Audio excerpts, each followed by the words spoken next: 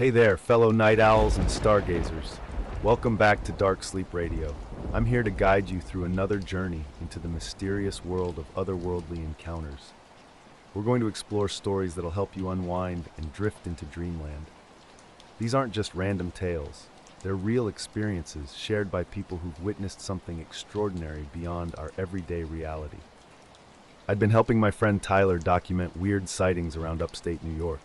It was just a weekend hobby, nothing serious. We both worked day jobs in Albany, but would drive out to spots people emailed us about, take photos, and upload them to our YouTube channel. Len, a guy in his 60s, had contacted us about something strange near Midburg. He claimed to have seen 3 white lights drop below the treetops around 2 a.m. on a Tuesday. No noise, no wind. The next day, he'd found a perfectly round ring in the moss, about 20 feet wide. His photos showed ground that looked weird, flat and dry, like something had pressed it down. So that Saturday, we drove up, parked on a dirt shoulder, and hiked in with cameras and Tyler's cheap EMF meter. After about 40 minutes, we reached the clearing. The ring was still there, though not as sharp as in the photos. You could tell something had disturbed the area. The ground was compacted, and the moss around the edge had a different color. We spent a couple hours investigating. Drone footage, soil samples, the usual. At one point, Tyler felt a vibration through his boots, but I didn't notice anything. The woods were unusually still. No birds, no bugs, just the occasional creak of trees. We wrapped up around dusk and headed back to the car, stopping for burgers and joking about Len possibly scaring himself with a kiddie pool. We got back to our split-level apartment on Western Avenue around 10. Tyler and I had been roommates for 3 years. But as soon as we got to our door, we knew something was off. The handle. The door wasn't fully latched and opened with a light push. Tyler always claimed he double-checked locks, but something felt off. We entered cautiously, half expecting a break-in, yet nothing seemed stolen. Laptops remained on the desk, the TV untouched, drawers undisturbed, but the mirrors were different. Every single one had been turned. The bathroom mirror faced the wall. My bedroom's full-length mirror was flipped. Tyler's dresser mirror lay face down on the carpet, perfectly intact. Windows were still locked from the inside. We didn't call the police. No stolen items, no forced entry, just those strange mirrors. That night was tense. Tyler stayed in the living room with lights blazing. I lay in bed, watching shadows. Each time I closed my eyes, I sensed someone watching from the edge of my vision. Around 3 a.m., I went for water and found Tyler by the window, staring intently outside. "There's someone down there," he said quietly. I joined him, peering through the blinds. Beneath the sodium street lamp, a man in a black suit stood motionless. No coat, no umbrella, despite the drizzle. Pale skin, no hat. His arms hung rigidly at his side, staring directly up at our window. Tyler had noticed him 30 minutes earlier. We watched for 10 minutes. He never moved. Never looked away. I tried photographing him, but the image showed only an empty street. Tyler wanted to confront him. I suggested waiting. After 4, the man simply turned and disappeared around the corner, walking without urgency. The next day, we called out of work. We checked locks again, discussed our options, report it, ignore it, maybe move. We weren't convinced we were in danger, but couldn't explain the events. That afternoon, we attempted to review the drone footage from the woods. The channel's clips were still there. The files from Tyler's handheld were just gone. Not corrupted or mislabeled, but completely vanished, like they were never even recorded. We double-checked the SD card on both my laptop and his, and got the same result. No files past a certain timestamp, right around the time we noticed something strange in the clearing. That night before bed, I glanced out the window. The street was empty, but one street lamp directly across from our building kept flickering. On, off, ack on, as if someone was toying with the power. I watched for a while, then closed the blinds. The next morning, we said nothing. Just made coffee and went about our day like it was normal. But that wasn't the last time I saw the man. Late one night, I was driving through the Mojave Desert, trying to get from Las Vegas back to LA. My car was low on gas, and darkness had long since fallen. The highway stretched endlessly, just dark asphalt cutting through emptiness, with nothing but scrub and cacti on either side. The silence and vastness began to wear on me. Around 1 a.m., a figure appeared on the shoulder, waving as if needing help. At first, I thought someone might have broken down. It seemed strange. Miles of empty desert, no other cars in sight. The man stood completely still, dressed in a black suit. As I approached and slowed down, ready to offer assistance, something felt off.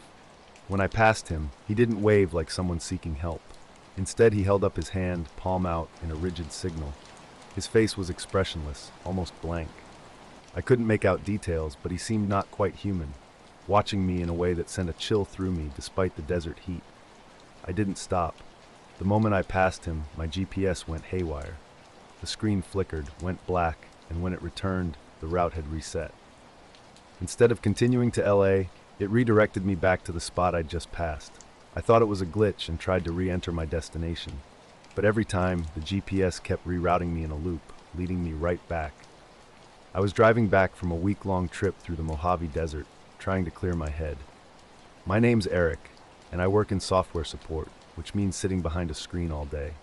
I needed to get outside. This trip was mostly just me, my old Jeep, and a map. No real plan, just driving through empty places, staying off the main highways. On the last night, I was somewhere near Baker, California, coming back toward the 15. The sun had already dipped below the horizon, and the sky was that deep blue you only get in the desert at dusk. The air had cooled down, but the heat from the day still hung close to the ground. The roads were nearly empty, just me and the headlights cutting through the dark. Then I saw him, a figure standing on the shoulder of the highway. I drove past, but something felt off. My GPS suddenly insisted on sending me back to that exact spot. I pulled over and shut off the car to check my phone for signal, but there was none. No bars, no Wi-Fi. It was like I'd been cut off from everything. I rebooted the car's system, but nothing changed. The desert had gone unnaturally quiet. No crickets, no wind, no cars, just silence.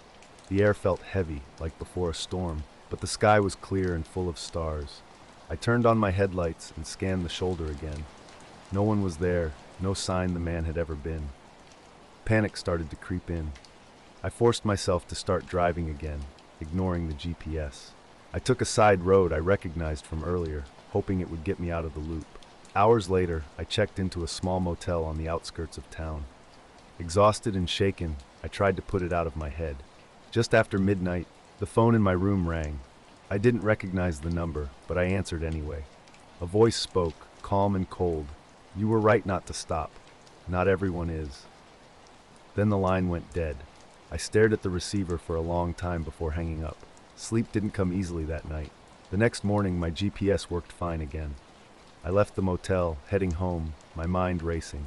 I still don't know who that figure was or what he wanted, but I'm glad I didn't stop.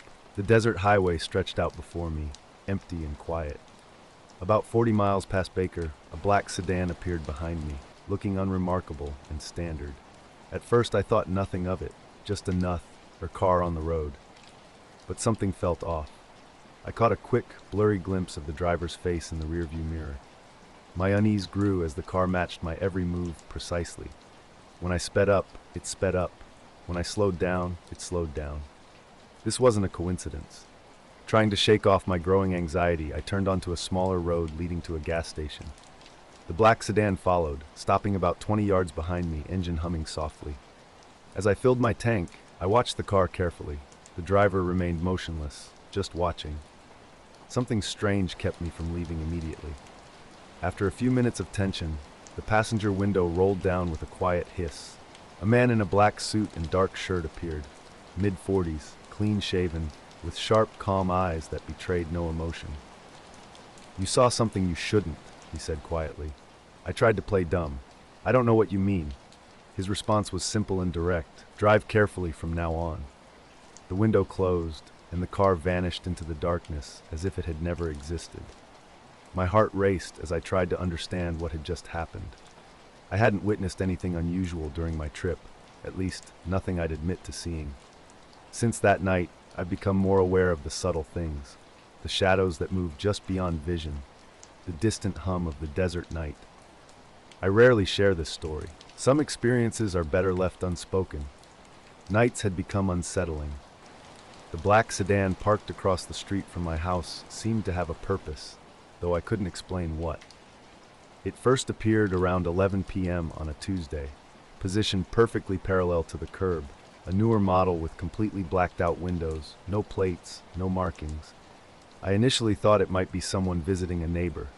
The street was quiet, with only occasional cars passing by. When I stepped onto my porch to get a better look, the driver remained motionless, engine off. I tried to rationalize it, thinking maybe someone was waiting for a friend. But then it returned, night after night. I asked my neighbor Tim if he'd noticed anything strange, but he hadn't. Over the next week, the car appeared at the same time, never moving, never making a sound. From my living room window, I watched. The tinted windows concealed the driver, but I was certain someone was inside. This all started around 2 weeks earlier, during a late-night drive on State Route 42. The highway cuts through the edge of town, mostly empty after dark. I pulled over at a roadside overlook to stretch my legs, enjoying the clear sky and bright stars. While scrolling through old photos on my phone, I looked up and saw it. Hovering about 50 feet above the highway's center line was a dark, smooth, rounded shape. It wasn't like any aircraft I'd seen. No wings, no blinking lights, no sound. Just suspended in midair. I tried to take pictures, but it was challenging. The object seemed to absorb light, blurring its edges against the sky. Streetlights flickered as if struggling with power. The thing drifted slowly to the right, over the trees, then vanished as silently as it had appeared. Now every night, I wonder if that black sedan is still out there watching. And sometimes late at night, I swear I see distant headlights on the horizon. The photos started it all. At first, nothing seemed out of the ordinary, but then the black sedan appeared. I drove home that day feeling uneasy, like someone was watching me. Days passed, and the car began parking outside my house. Something felt off. Windows tinted completely black, no lights, just sitting there silently. I tried rationalizing it. Maybe someone was checking out the neighborhood. But why me? I hadn't done anything wrong. No enemies, no outstanding debts, no recent conflicts. The only unusual thing was those photos I'd taken. I kept them secret, saved on M. iPhone, not sharing with anyone, not friends, not family. About a week later, I stepped outside to smoke and saw the sedan again. A shadow moved behind the tinted windows. The driver slowly turned his head, watching me. I went inside, locked the door, and checked the windows. Was I being paranoid? Then one evening around 9 p.m., a strange knock came. Soft, deliberate, like someone wanted to get my attention without making noise. I cracked open the door to find a man in a perfectly pressed black suit, no tie. He looked ordinary, but something about his demeanor felt rehearsed, unnaturally calm. Without a greeting or smile, he handed me a plain business card. No name, no company, just a single line in black ink. Forget the pictures. His whisper was barely audible. Before I could respond, he vanished. The street was empty, no car, no other people. The card's paper felt thick and unnaturally smooth. I should have thrown it away, but instead I tucked it in my pocket. After that night, the black sedan disappeared. Yet the photos remained on my phone, and in quiet, dark moments, I find myself watching the window, half expecting those blacked-out windows to reappear. I don't understand who the man was or what he wanted. I can't decide whether to delete the pictures or keep them. But sometimes, when I look closely, I see more than just a shape. The late spring storm was forming just west of the Canadian River near Hinton, Oklahoma. I wasn't a professional storm chaser, just someone who liked capturing nature with a decent camera setup and too much time in his truck.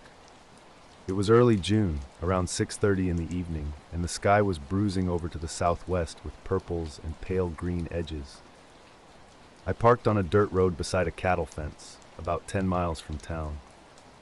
An open field stretched out to the east, wheat or wild grass, completely flat with no trees or power lines.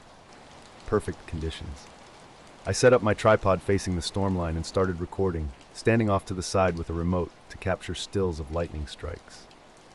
The storm moved slowly. Distant thunder rolled through my chest, low and drawn out. Sharp ozone, dust, and damp heat filled the air. Occasional bolts would reach down and touch the ground far away, but nothing close. After about 40 minutes, a strike hit the field directly ahead, maybe a couple 100 yards out. It wasn't the brightest lightning I'd seen, but close enough that the sound followed the flash in barely a second. A big crack like a snapping board, then an unexpected growl that seemed to come from underground. I was startled but kept the camera rolling, even muttering something like, "That was a good one." The field looked completely normal. A white flare, then fade. No fires, no smoke, no unusual smells. I packed up around 8 when the storm lost structure and light began to fade. Back at my rental in El Reno, I transferred the footage to my laptop during dinner. Too tired to watch it completely, I just scrubbed through to grab a few clips, planning a proper edit in the morning. The next day, something was hovering over the highway. There's something watching back, and I don't think I'm supposed to see it. I was going through the lightning strike video frame by frame when something caught my eye. In the moment just before the lightning flash, there was a shape, not a blur or a glitch, but a distinct object. At first I thought it was a camera error. My equipment isn't top of the line, but it's dependable. When I zoomed in, the details became clear. A dark, disc-shaped object hung horizontally, slightly tilted, about 20 feet above the grass. It wasn't a smudge or a trick of light. The object seemed to absorb light rather than reflect it, with soft, almost black edges. I studied that single frame intensely. No wings, no rotors, no typical signs of a bird or drone, just this flat, oval form suspended in the scene. I meticulously checked time codes, compared it with other video sections, and tried recreating the image through various digital adjustments. Nothing matched. The next morning, I returned to the exact location. Clear skies, no storms brewing. Walking to the spot where the lightning had struck, I found something peculiar. A wide, shallow depression in the grass, about 8 to 10 feet across, as if something heavy had hovered just above the ground. The grass was pressed down in a gentle, circular pattern. No burn marks, no unusual smell, just that strange indentation. I spent an hour searching the field. No metal fragments, no wires, no evidence of equipment. My footprints were the only marks. No tire tracks, no signs of disturbance. As I walked back to my truck, an unsettling feeling crept over me. Not quite like being watched, but similar to that nagging sensation you get when you think you've forgotten something important. That single frame haunted me. Something was there, just for a moment, before vanishing with the lightning's flash. The night was long and quiet as I drove through eastern Utah, heading toward Grand Junction after visiting a friend in Salt Lake. It was mid-September, around 11:30 p.m., and I'd been on the road most of the day. Highway 191 south of Moab stretched out endlessly, mostly straight, empty, with scrub land and red rocks spreading in every direction. No towns, no real turnoffs. My car's AC was acting up, so I'd cracked the windows. The outside air was cool enough to keep me alert. A travel mug of gas station coffee sat between my legs, and music played softly in the background. Just past Crescent Junction, I noticed a light in my rearview mirror. A single white light, not overwhelmingly bright, but sharp like a headlight, only positioned higher than expected. Initially, I assumed it was a truck or someone with high beams far behind me, but something felt off. The light didn't behave like a normal vehicle. It remained the same size, brightness, and distance for over an hour. Curious, I experimented. I slowed to 40 miles per hour to see if it would catch up. It didn't. I accelerated to 75. Still there, unchanged. At one point, I pulled onto the shoulder and waited with the engine running, thinking a real car would pass me. Nothing happened. The light stayed exactly where it was. Weeks later, reviewing the footage from that night, I discovered something strange. A dark shape in one lightning-struck frame. When I showed it to my tech-savvy brother, he was puzzled. It didn't look like a digital artifact or an editing mistake. Instead, it seemed like something actually present in the scene, caught by the camera for a split second. I asked about potential lightning reflections, but he dismissed the idea. This was a dark shape with no light source. Since that night, I've stopped storm chasing. The footage sits untouched in a desktop folder labeled Hinton Field. Sometimes in the quiet of night, I think about that moment, a shape visible for just 1/100th of a second. As if something had been waiting, and the lightning briefly illuminated its presence before it vanished. The road stretched endlessly before me, quiet and dark. Something was following me, not gradually catching up, but simply appearing in my rearview mirror, as if it had been waiting there the whole time. I checked my side mirrors, searching for any explanation, a reflection, something stuck to the window. Nothing. It wasn't like a distant tower or aircraft. Instead, it moved perfectly with the road's curves, always centered right behind me. I tried not to stare, turning off the music to focus on driving. Only the wind through the windows and the low hum of tires on asphalt broke the silence. Past the Needles District turnoff, I noticed something odd. No bugs. Normally, the windshield would be splattered within 30 minutes, but tonight it remained pristine. No insect impacts, no buzzing, no flashes in the headlights. The air felt unnaturally still. An old boarded-up gas station appeared, its rusted sign barely legible. As I passed, I checked the mirror again. Now 2 lights sat side by side, spaced like headlights, maintaining the same distance behind me. I flicked my lights off briefly, hoping to see more clearly. When I did, the rear lights vanished completely. Total blackness. Flipping the headlights back on, they reappeared instantly, unchanged. Suddenly, static crackled through the radio speakers, though I hadn't turned it on. I tried to switch it off, but the static continued for about 20 seconds before fading. I kept glancing at the dashboard clock. It had read 11:12 a.m. the last time I checked, and I remembered planning to nap at a rest area near Monticello. But when I looked down again, the clock showed 2:04. The road remained exactly the same. No exits, no towns, no rest area. Just the unchanging highway I'd been traveling for what seemed like hours. And the lights were gone. Not fading or drifting away, just absent when I next looked in the mirror. Late April, and I was camped out in the Nevada desert just south of Bay, along an old gravel road that winds into the hills. I've been to this spot several times before, drawn by its absolute silence. When the night is calm enough, you can hear nothing at all.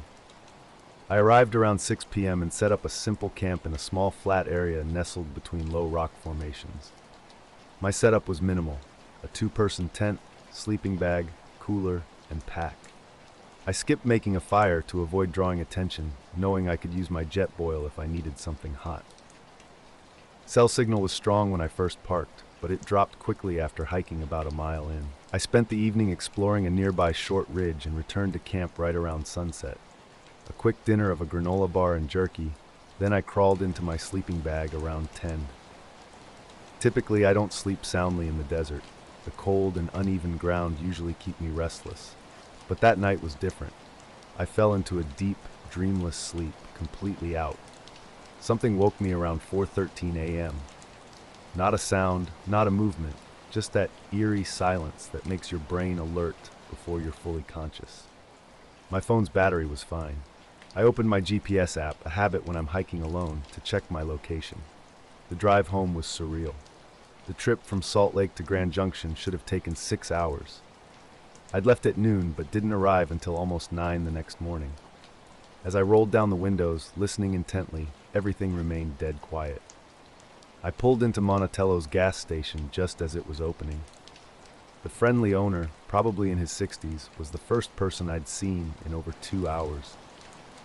I asked about recent vehicles, particularly any trucks or RVs with unusual headlights. He said I was the first person through. When I inquired about anything strange from the night, he simply shrugged and said, "It's a weird part of the state. You see things." I sat in the parking lot, engine running, watching the sunrise. My phone showed full bars, but no notifications. Nothing from the past 2 hours, not even location tracking. The last logged location was near a gas station I'd passed almost 90 minutes earlier.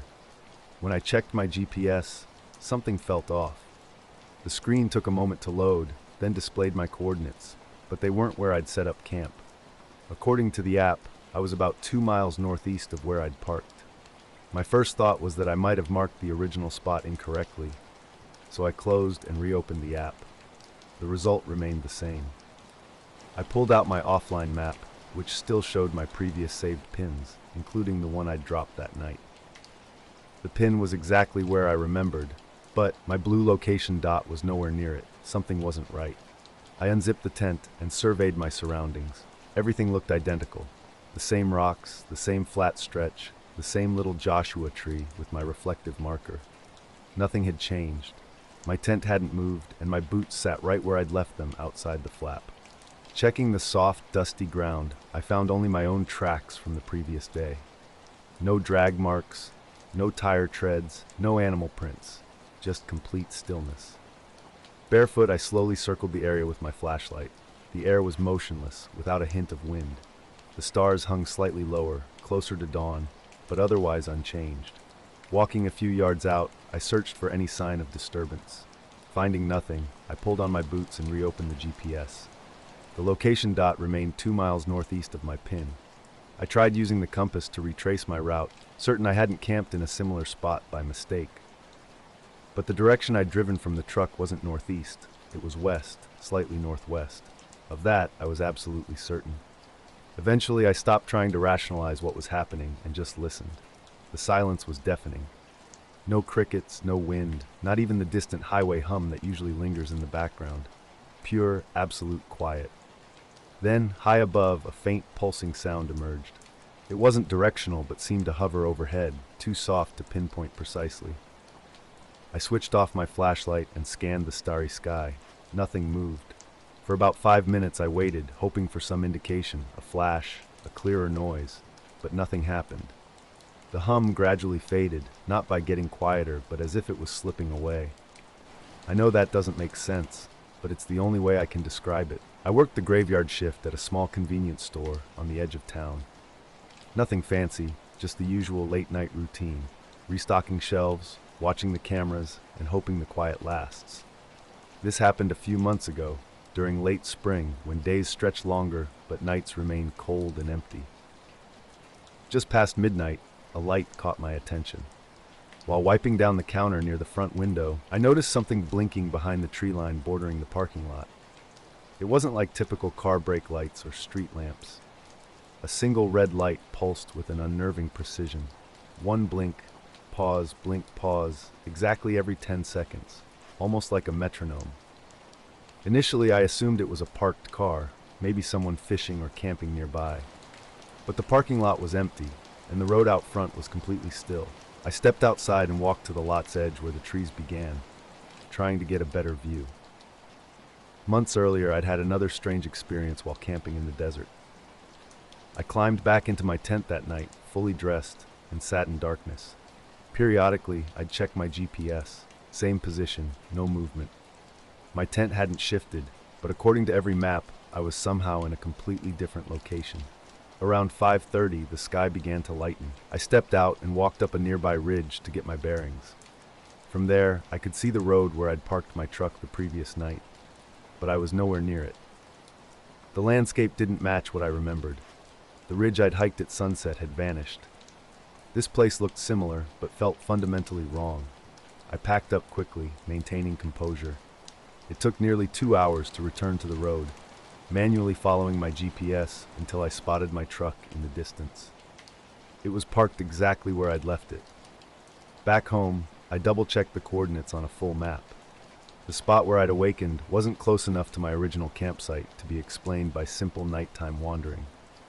Between the 2 points lay only open desert, no trails, no service roads, nothing. I don't camp in that area anymore, not because anything explicitly threatened me, but something about that night felt deeply unsettling. It was as if I'd been somewhere I wasn't supposed to be, or worse, exactly where I was meant to be. The red blinking light caught my eye through the dense woods, barely visible between the tree trunks. It was too deep in the forest to make out anything else.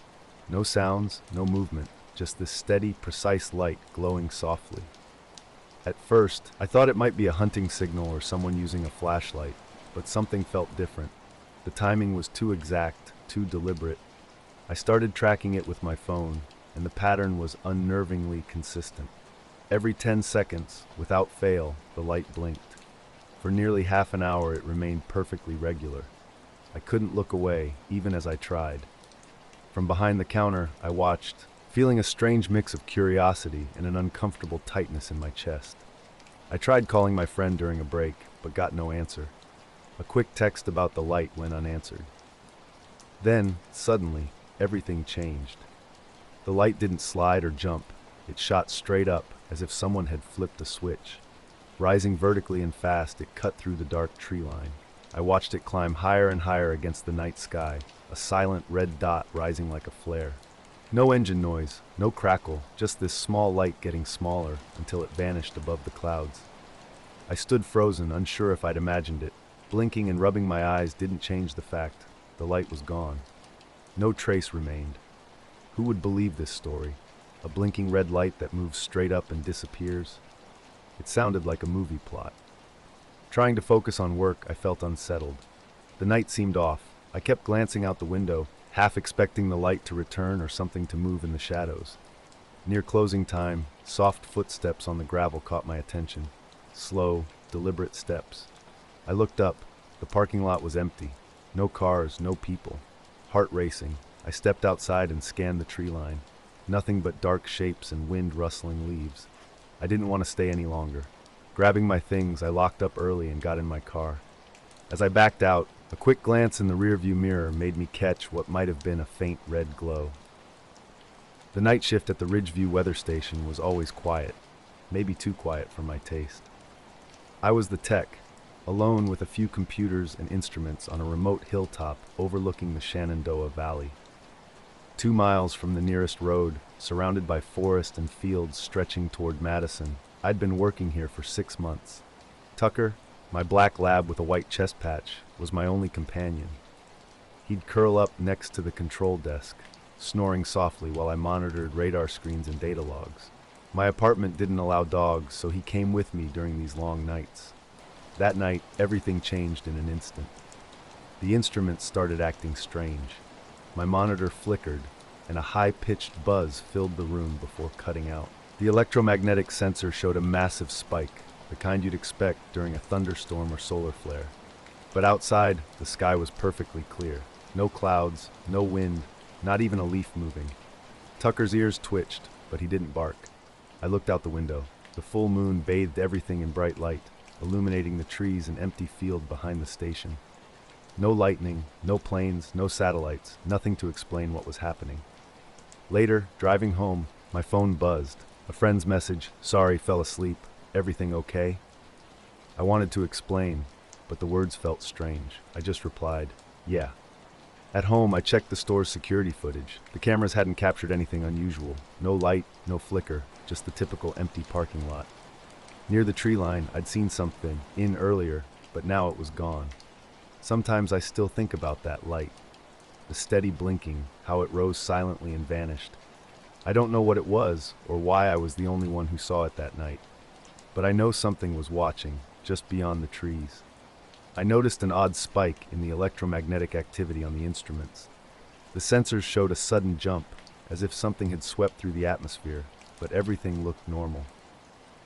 At first, I thought it might just be a glitch with the old equipment, especially since temperatures drop at night and can sometimes trigger false readings. Then Tucker started acting strange. He stood up and began a low, steady growl, staring intently out the window toward the forest line. I followed his gaze but saw nothing, just black trees and moonlight. No animals, no movement. Tucker wasn't being aggressive, but something clearly had him on high alert. When I tried to calm him, he kept growling, his hackles raised. A sense of unease crept into my chest. The control room lights dimmed briefly, just for a second, and the computer monitors flickered. I heard a faint, low hum that didn't seem to be coming from any of the machines. It was too steady, almost like a vibration you could feel.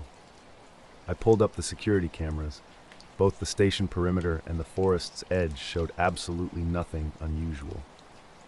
Deciding to investigate, I grabbed a flashlight and went outside with Tucker, who was still tense but quieter. The night was cold and clear, stars stretching overhead. I carefully scanned the tree line, sweeping my light through the branches. No strange shapes, no lights, no sounds except distant wind rustling leaves. After about 10 minutes of careful observation, I returned inside. The electromagnetic spike had vanished, but a low-level hum remained, almost like a vibration deep in my bones. I tried calling my supervisor in Madison, but the radio was nothing but static. My cell phone showed no signal, not surprising given the station's remote location between hills and dense forest. For the rest of my shift, nothing else abnormal occurred, but the feeling of something being just slightly off never left me. Tucker remained alert, watching, waiting. The night at the weather station was unsettling. Tucker wouldn't settle down, pacing the floor and occasionally growling softly at the window. The building seemed alive, with lights dimming and flickering like shallow breaths. When the sun started to rise, I felt relief wash over me. I packed my gear and hooked Tucker's leash to the station door. Walking down the dirt path to my truck, I glanced back at the weather station one last time.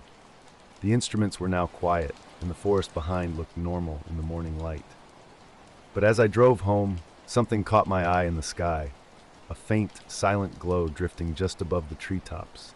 It moved differently from any plane or helicopter, too smooth and soundless. I blinked, and it vanished. Back home, I let Tucker into the backyard. He seemed tired but unbothered, showing no sign of the night's strange tension. Sitting on the porch, I watched the early morning sky, trying to make sense of what had happened on that hill. The instruments had clearly detected something, a real disturbance that messed with the sensors and power. Yet there was no visible explanation, no obvious source. Tucker hasn't acted strangely since, and neither have I. But a quiet, unsettled feeling lingers. The sense that something might still be out there beyond the trees, waiting or watching. Sometimes in the stillness of night, I swear I hear that low hum again, just faint enough to make the silence feel wrong. It happened back in early March, during a long-haul trucking run from Boise to Redding.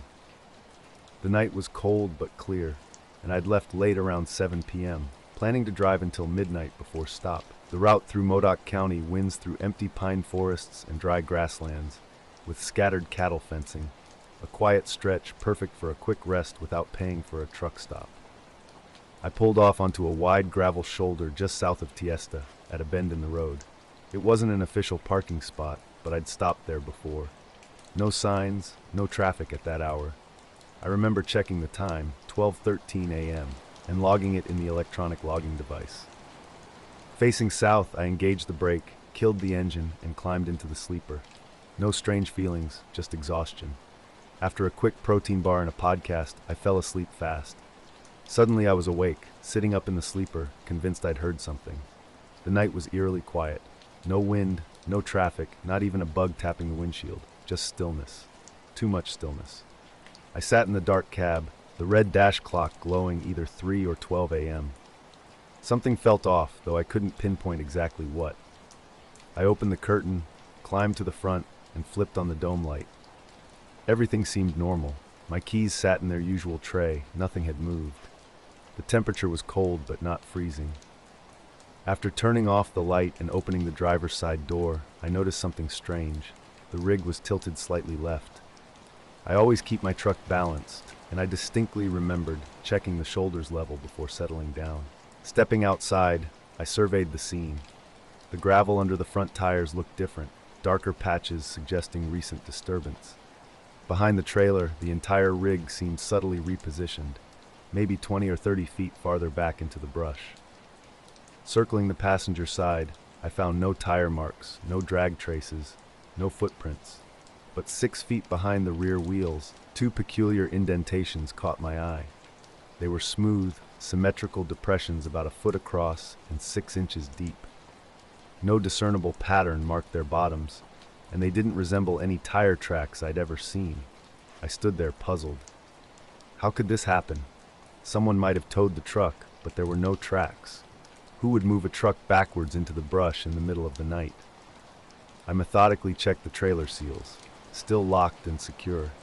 Brake lines, lights, coupler, everything appeared normal. Nothing was missing. Walking toward the road, I confirmed my original parking spot. The gravel was flat and compacted with a shallow tire groove, now positioned about 30 feet closer to the white line. There was no mistaking it. Something had moved my truck, but I couldn't explain how or why. I was hiking alone near the Dugway Proving Ground in Utah, an expansive area mostly covered in desert and scrub. The place is huge, with parts fenced off, but locals often use unofficial trails. I'd heard rumors about strange occurrences, odd lights and sounds, but I wasn't there to chase myths.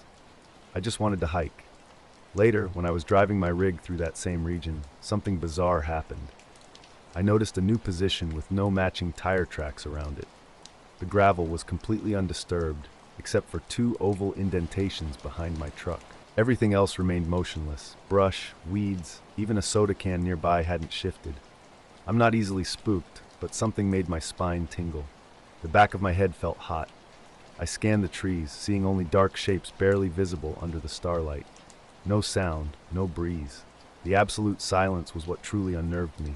No animals, no night sounds, just dead quiet and my own breath fogging in the cold. I didn't want to stay. I climbed back into the truck, started the engine, and slowly eased back toward the road. The gravel felt softer under the tires than it should have, like it hadn't been driven on recently. I moved carefully, trying to keep calm. Once on the highway, I kept checking my mirrors, expecting to see something in the brush. But there was nothing, just the red glow of my taillights. About 10 miles down, I pulled into a rest area and thoroughly checked the undercarriage and fuel tank. No damage, no signs of tampering. Even the oval indentations had vanished, leaving no residue or marks on the tires. What stuck with me was how something could move the rig without leaving any evidence. No toe marks, no lift indentations, no shifted suspension. I reached Reading by early afternoon and dropped the load, saying nothing to dispatch. I figured I might have parked incorrectly or misremembered the location. But I kept thinking about the gravel, how it felt different, like it had just been set down. That stretch of road isn't frequently used at night. There aren't many cameras and signal coverage is sparse. If someone was out there, they weren't local and weren't driving anything I'd ever seen. I still pass that spot sometimes and always check it. I've even marked the milepost on a sticky note in the dash, but I've never seen those indentations again. I'd been seeking solitude, a break from the constant buzz of technology and noise.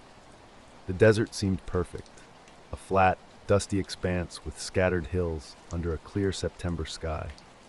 My truck sat parked on a dirt road as I set out, wearing boots and a hat, my day pack stocked with water and a first aid kit. The trail wasn't official, just a series of faint footprints in the sand suggesting recent passage. 2 hours into my walk, something caught my eye, a piece of metal half buried ahead. Drawing closer, I realized it was a wristwatch, but unlike any I'd seen before. The watch was warped, almost melted, as if exposed to extreme heat or a corrosive substance. Its glass face was cracked, yet remarkably, the hands continued ticking steadily. When I picked it up, it felt unexpectedly heavy and warm. Turning it over revealed no brand or model number, just some scratched markings. Something else struck me then, the surrounding footprints. They weren't mine, and they looked fresh. Strangely, they stopped abruptly about 10 feet away, with no indication of where the person might have gone. No trail, no drag marks, no logical disturbance in the sand. The landscape was utterly empty. No buildings, no vehicles, no other people. An unnatural stillness hung in the air. No birds, no animals, no wind. My voice seemed jarringly loud when I called out, met only by silence. The desert felt like it was holding its breath, watching. Slipping the watch into my pocket, I walked toward where the footprints vanished, searching for any missed detail. A hidden path, a vehicle, a cave. Nothing emerged, just endless sand and rocks, devoid of any sign of life. An increasingly strange sensation grew. The persistent feeling of being observed, though I saw nothing, heard nothing. My skin prickled with an inexplicable unease. The desert air grew cold as the sun sank toward the horizon. I leaned against a rock, catching my breath and pulling out the watch I'd found earlier. Something was off about it. The hands seemed to be racing as if trying to catch up with some unseen timeline. That night's camp felt uneasy from the start. I set up my sleeping bag and stove, but couldn't shake a nagging sense that something wasn't right. The desert around me had fallen into an unnatural silence. No crickets chirped, no wind rustled, just a heavy stillness that pressed against me like a thick blanket. Midnight brought a strange occurrence. My phone, which had been dead for hours, suddenly flickered to life. The screen glowed bright white but displayed no messages or notifications. Before I could react, it went dark again. Then I heard it, a low, directionless hum like a distant engine idling but emanating from the ground itself. Stepping outside the tent, I scanned the landscape. Nothing moved, no lights, no shadows, just endless desert and stars. The hum cut off abruptly, as if someone had pressed mute. Morning brought more mysteries. Near where the footprints had inexplicably stopped, I discovered faint drag marks in the sand. They were fresh but impossibly undisturbed, shallow gouges heading straight down into the ground. When I traced the marks with my fingers, they remained perfectly intact, defying the loose, dry sand. The watch felt cooler now, its ticking returning to a normal rhythm. During the drive home, I turned it over and over, trying to make sense of the night's strange events. How could a watch look melted yet function? Why had the footprints vanished without explanation? At home, the watch continued to unsettle me. Sometimes the second hand would skip or move backward. Online searches yielded nothing to explain its behavior. Eventually, I tucked it away in a box of old camping gear, wanting to keep it, but unwilling to keep looking at it. The morning was cool, low 60s, despite the hot spell that had been lingering. It was August, about 2 years back, and I was out checking the south pasture around 4:30 a.m. Fog hugged the ground, light but thick enough to dull the headlights. I'd woken up to the motion sensor light by the barn, which usually means raccoons or a stray dog. But I figured I'd drive the quad out anyway, since I hadn't been out there since the afternoon before. Our 80 acres sit just west of Macomb, Illinois, with the south pasture backing up against a tree line and a shallow creek. Cows don't typically wander far at night unless something's wrong. When I got close to the gate, I noticed none were near the barn or feed trough. Odd, since we dropped fresh hay the evening before. I thought maybe coyotes. Driving slowly down the fence line, I tried not to spook anything. No sounds broke the silence. No barking, no movement, just the quad's hum and tires crunching dry grass. When I reached the rise on the west side of the pasture, I killed the engine. The silence was unnatural. No crickets, no frogs, not even wind in the trees. As I listened, I saw them, the cows, clustered in the back corner of the pasture, right against the fence line where it turns toward the creek. Maybe 50 of them, bunched together like a pack. This wasn't normal.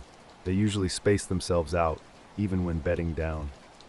Every single cow faced the same direction, south, toward the trees. At first, I thought maybe a dog was in the woods. Then I saw it through the fog, a light.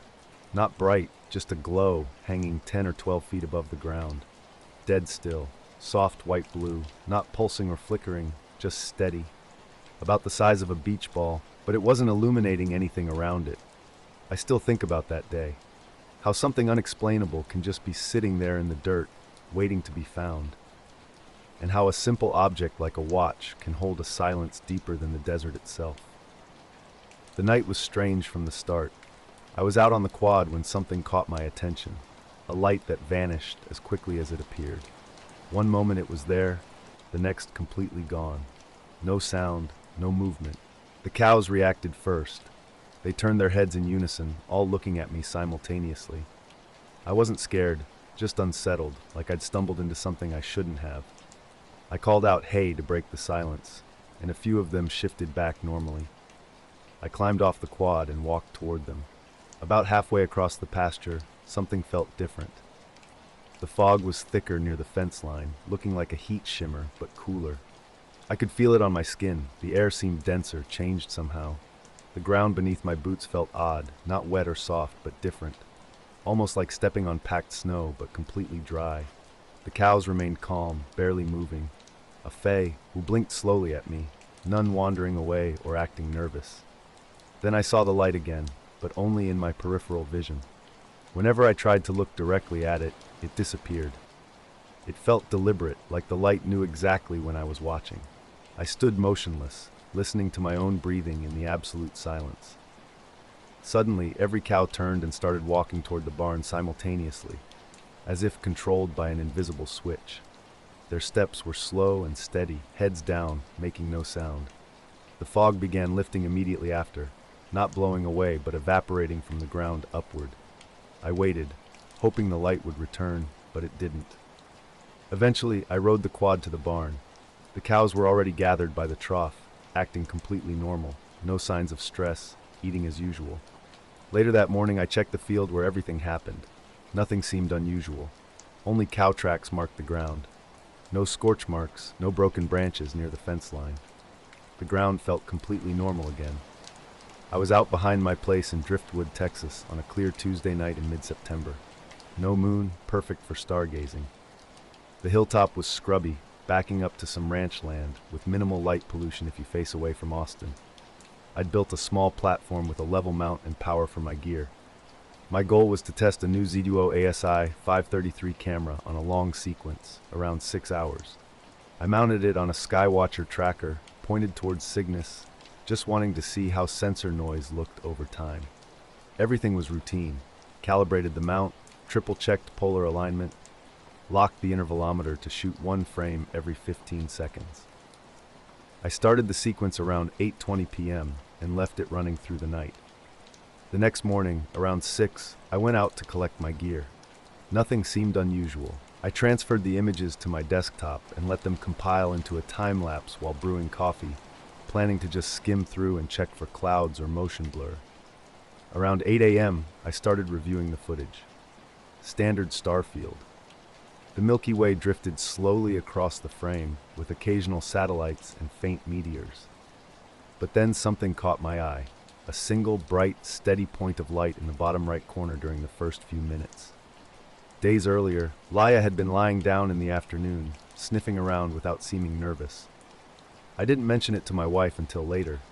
She just raised her eyebrows and said, "Maybe I saw headlights through the fog." But we're 10 miles from the nearest highway, with nothing but creek and woods. While fixing a loose gate hinge the next week, I noticed a metal fence post with an odd discoloration. Not rust or soot, but a faint blue-silver tint that didn't match the others. I scrubbed at it, but it wouldn't come off. Whatever happened that night, I decided not to mess with it. As I watched the time-lapse, something strange caught my eye. Most of the sky was moving left to right, tracking with Earth's rotation, but one point of light was different. It drifted slowly, so slowly that at normal speed you'd never notice. Only at 200x playback did its movement become clear. I initially thought it might be a plane, but nothing about it matched typical aircraft behavior. No blinking, no color changes, no tail. Even more unusual, it stayed in the frame for almost 40 minutes, far longer than any plane or satellite would.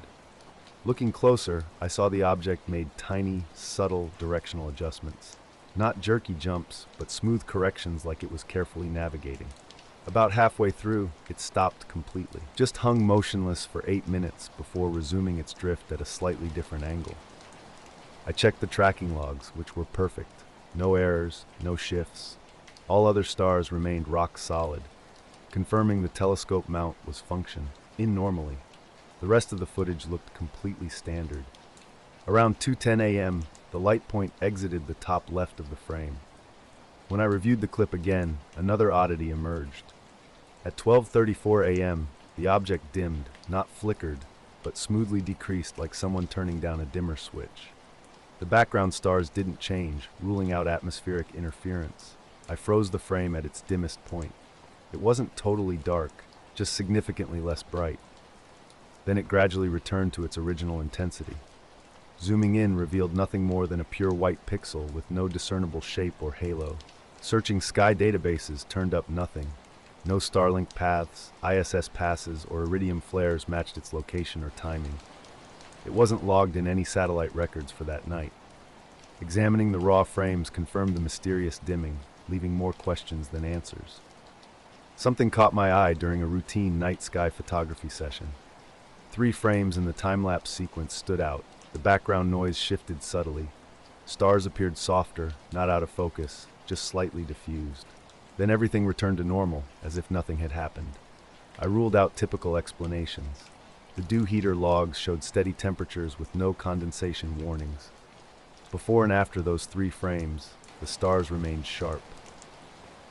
Puzzled, I recorded the entire time-lapse and sent it to Kyle, my astrophotography buddy in Arizona, without any additional context. 2 hours later, Kyle called.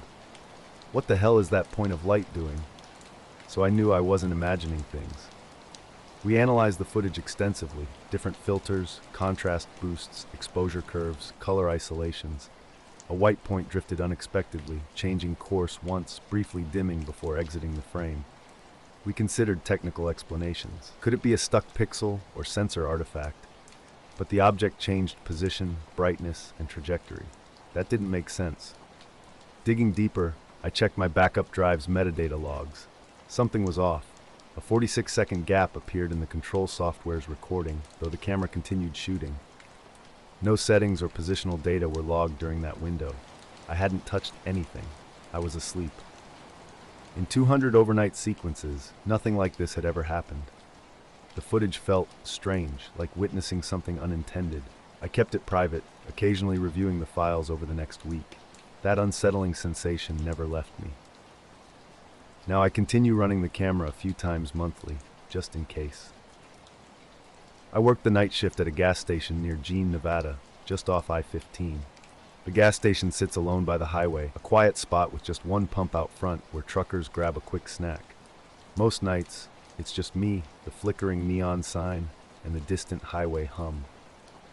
One night in early March, around midnight, a guy pulled in who was different from the usual crowd.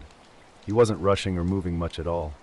Parking his dusty black sedan in the gravel lot, he got out and stood completely still, staring straight up at the sky. For nearly 3 hours, he remained motionless.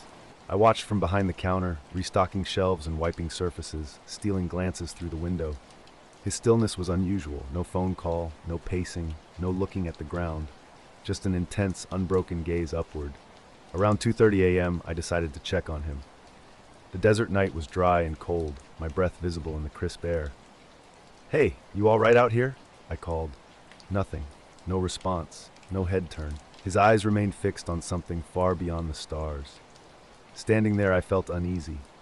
The highway hummed softly, a faint wind whispered, and gas station lights stretched long shadows across the ground. I wondered if he was waiting for someone or just playing some strange game.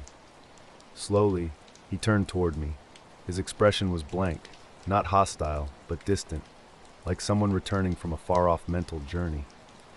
Without a word, he walked to his car, drove away, and didn't purchase anything. The next night, I mentioned the incident to other clerks, hoping someone might have seen something similar. No one had. A week later, a trucker mentioned mysterious military activity in the nearby hills, adding another layer of intrigue to the strange encounter. The night was quiet when something caught my attention. Just after midnight, strange lights had been spotted, and a guy had been standing motionless outside. When I checked the security footage, it revealed an eerie scene. For nearly 3 hours, he stood perfectly still, barely swaying with the wind.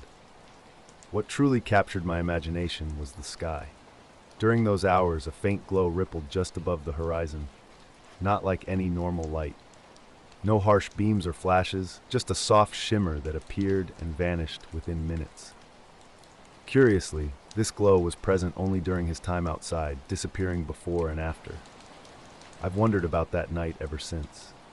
Sometimes, during quiet moments in the store, I'll catch myself staring outside, pondering what he might have seen. Since then, I've worked several night shifts. Everything returned to normal. Just highway lights, desert stars, and occasional customers. But that night felt different. Something unexplained lingered in the air.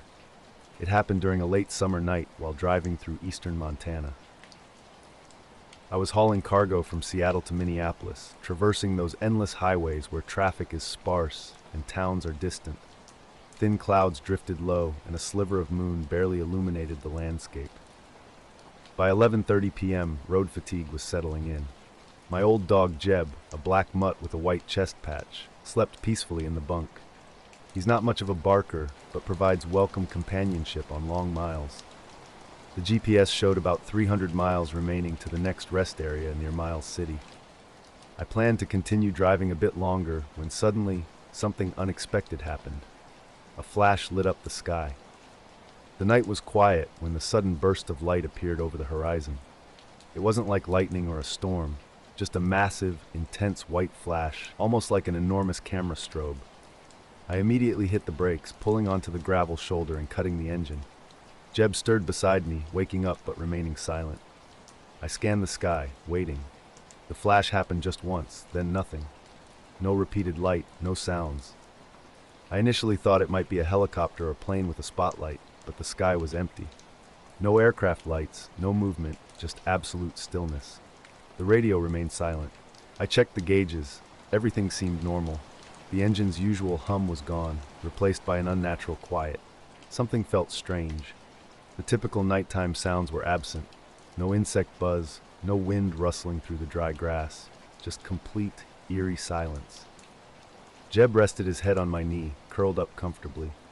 When I glanced at the clock, it read 1:15 a.m. I realized I'd been sitting there for what I thought was about 20 minutes. Starting the engine, I pulled back onto the empty highway, continuing my drive. The clear sky offered no explanation for the strange experience. Around 3 a.m., I stopped at a rest area. I grabbed some coffee, stretched my legs, and let Jeb run around the parking lot. Later, when checking the GPS log, I discovered something unsettling. The tracker showed the truck had been completely stationary for 1 hour and 47 minutes, far longer than the 20 minutes I remembered. Confused, I double-checked my phone's time. It matched the truck's clock, but something still felt off. I called my friend Nate, a tech-savvy trucker, to discuss potential GPS issues. He confirmed the satellite coverage was strong and the device reliable, offering no easy explanation. I replayed the memories in my mind, the sudden flash, the unnatural silence, the sense that time had somehow slipped away. No radio chatter, no other vehicles, no additional lights, just that inexplicable moment of suspended reality. We were driving through Nevada late one summer evening, just me, my wife Emily, and our daughter Sophie. We'd been on the road for hours, heading home to Tucson after visiting some family near Reno. The old Subaru Outback hummed steadily along the highway, nothing fancy, but reliable after years of service. The heat had started to fade as the sun dipped below the horizon, and the desert around us was transforming from dusty red to deep purple. Emily scrolled through her phone in the passenger seat while Sophie dozed in the back, headphones on. The radio was silent, leaving only the engine's soft rumble and tires rolling over pavement. We were somewhere past Tonopah on a stretch of highway that seemed to stretch endlessly. Flat landscapes surrounded us, punctuated by scrub and occasional lonely cacti. The sky was mostly clear with a few stars emerging, though a thin haze lingered near the horizon. Suddenly, a bright light flashed across the edge of my windshield. It wasn't like anything familiar, no shooting star or airplane. The light moved erratically, darting low along the horizon. I blinked, wondering if it was a reflection or my imagination. "Did you see that?" I asked Emily, who looked up and shrugged. "Maybe a drone," she said, though her tone suggested uncertainty. The light zipped across again, this time even clearer. No cars lined the shoulder, and the sky remained dark except for a scattered few stars. That flash was the only bright interruption in the night's stillness. Later, at a rest stop, something strange happened. When I checked the GPS time log, I realized I'd been stopped, sitting completely still, almost 2 hours longer than I remembered. That night in the motel, Jeb, my companion, wouldn't stop pacing. His ears twitched toward the window, and he stayed low, growling at the darkness outside. I couldn't sleep. The more I thought about it, the more unsettled I became. Other truckers I spoke with described it as a normal night, but something about that flash and the missing time made me wonder if I'd been truly alone. I'm sticking to what I know. I stopped the truck. I saw a flash. I sat there. Yet how could almost 2 hours vanish when I only remember about 20 minutes? Jeb and I continue our runs, but I avoid that particular highway stretch now. Maybe that's for the best. A white orb caught my eye, different from any headlight or flashlight. Its movement was what really grabbed my attention. It darted across the horizon, zipped right in front of us, made a sharp 90-degree turn without slowing down, and then shot straight up, vanishing behind the hills. "That's gotta be a jet, right?" I said, though I'd never seen an aircraft turn that quickly. Emily nodded, suggesting maybe it was some military aircraft since we were near a couple of bases. Sophie pulled off her headphones and asked quietly, "Did you guys see that light?" The sky had grown darker, stars more visible. I kept watching the horizon, half expecting the light to reappear, but it didn't. Glancing down at the dashboard clock, I noticed it was 9:17 p.m. Suddenly, it flickered and reset to 12 a.m., blinking a few times before going completely dark. I tried the clock buttons, but nothing worked. Emily looked over, commenting, "That's weird." I shrugged it off, thinking it might just be an old car's wiring issue. Flipping on the dome light, I checked my phone, which showed 9:18 p.m. Something felt off. Miles from any town, we were alone on the highway. The desert can play tricks at night, but this felt different. Sophie Sue Denley pointed out the window. What we saw looked like a cluster of small lights, hovering just above the desert floor. They moved slowly, almost floating in formation, then broke apart and disappeared behind a ridge. "That can't be drones or anything normal, right?" Emily said quietly. I wasn't sure. The desert had been used for countless tests and military experiments, but something didn't feel right. We continued driving down the empty, quiet highway. Then the dashboard clock flickered again, this time resetting backward to 9 p.m. I tapped it, and the numbers vanished completely. Emily suggested it might be the heat or wiring, but I wasn't convinced. The strange lights and malfunctioning clock left us unsettled, wondering what we'd just experienced. The drive started feeling strange about halfway through. I noticed small details that seemed off. Road signs looked older, the desert landscape felt slightly out of place. An electrical scent hung in the air, almost like ozone. Whiskey, our German shepherd, kept coming to mind. I wondered how he'd react if he were here. A chill ran through me despite the warmth. Emily broke the silence, asking if I'd heard something. I listened carefully. A low, faint humming emerged, not from our car or the highway, but something else. Soft and pulsing, like a distant machine's rhythm. Rolling down the window, the sound grew slightly louder, but remained distant, almost like a far-off heartbeat. Then suddenly, complete silence. Not just quiet, but the kind of silence that amplifies every tiny sound. Tire treads on asphalt, my own breathing, wind brushing against the car's exterior. The sky remained constant. Stars hung motionless, no lights, no movement. Our dark, empty highway stretched ahead, and the clock stayed blank. Sophie dozed off, her head against the window. Emily kept scanning our surroundings, seemingly anticipating something. We reached Bay and stopped for gas. The station looked old, with flickering lights, but otherwise normal. My phone showed the correct time, battery fine. Back on the road, the car's clock finally reactivated. A minute behind my phone, but functioning. We arrived home around midnight.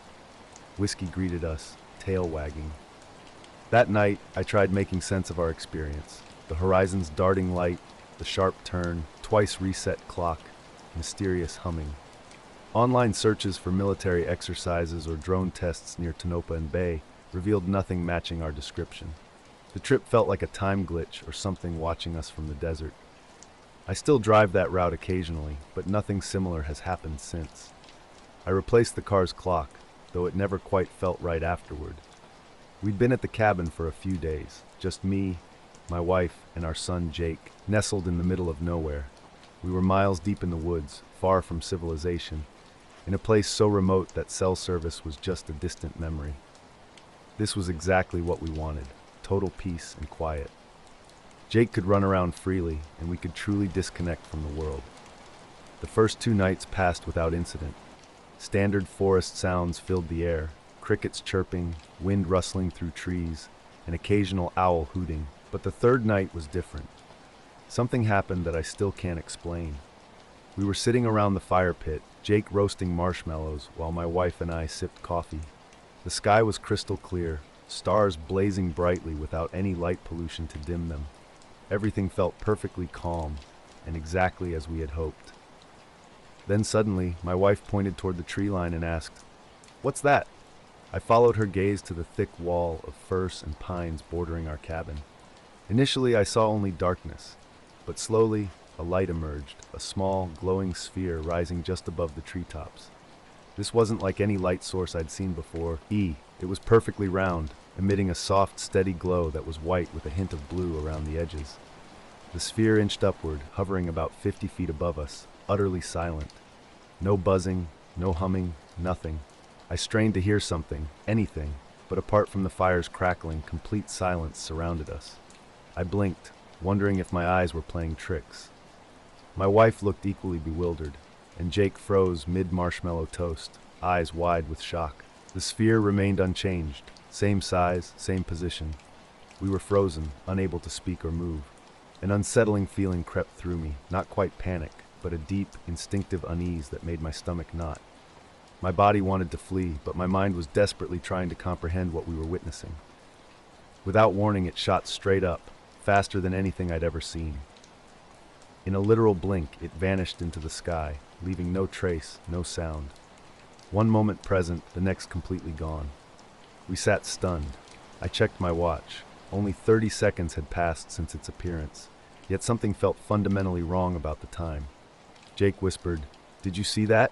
My wife nodded, her face pale. What was it? I had no answer. Jake noticed something strange in the dirt near the cabin's edge the morning after our first night. Circular marks, about 2 feet wide, pressed perfectly into the ground with no signs of anything dragging or walking.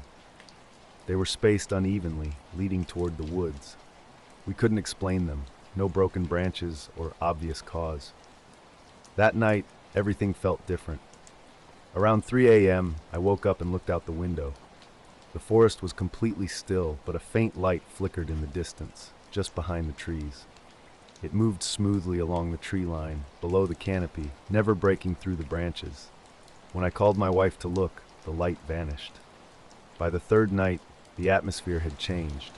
Something felt like it was watching us. We huddled close, the fire burning brighter than usual. Then the sphere appeared again, rising silently above the trees. This time it lingered, 2 or 3 minutes.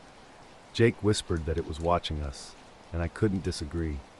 The light pulsed gently, almost like it was breathing, thickening and thinning in waves. When it suddenly shot up and disappeared, my wife said we should leave. We packed quietly the next day, driving away while I kept checking the rearview mirror. The sky was empty, but something had fundamentally changed. Those woods no longer felt like home. Months later, in quiet moments, I still catch a glimpse of a faint glow beyond the trees. We never understood what we saw or why it was there, but we knew we weren't meant to be in that place. It was early September, a Thursday morning. A cool front had finally broken the string of hot days. I woke up at my usual time, around 6, and started the day like any other. I was alone that week, with my wife visiting her sister in town. It was just me and our dogs on our 40-acre property, mostly pasture with some woods near the south end. After my morning coffee and feeding the dogs, I went out to check the pasture before starting on the fencing repair I'd been putting off.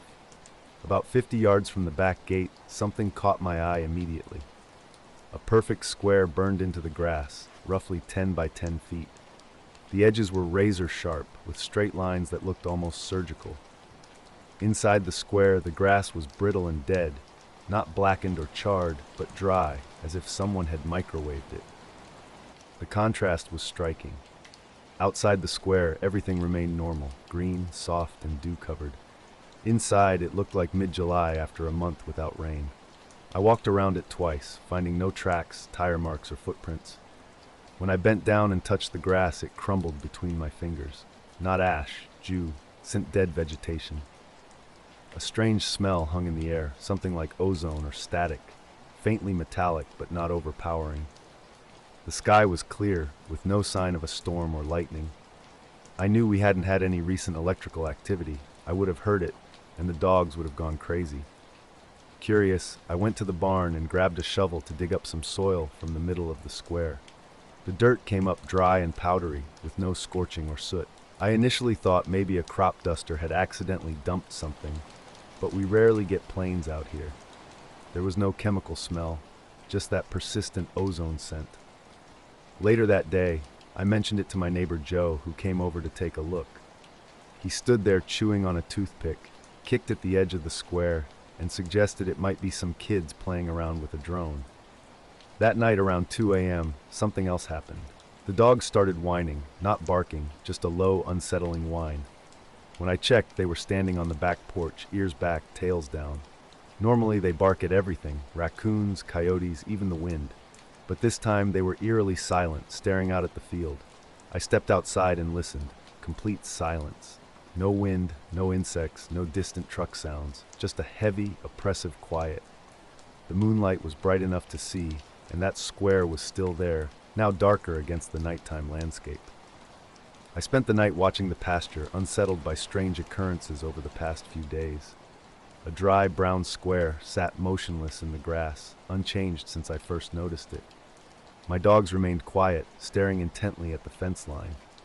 Earlier, my phone battery had drained unusually fast, dropping from 80% to dead by noon despite minimal use. The wall clock seemed off by 10 minutes, though its battery checked out fine. Something felt odd.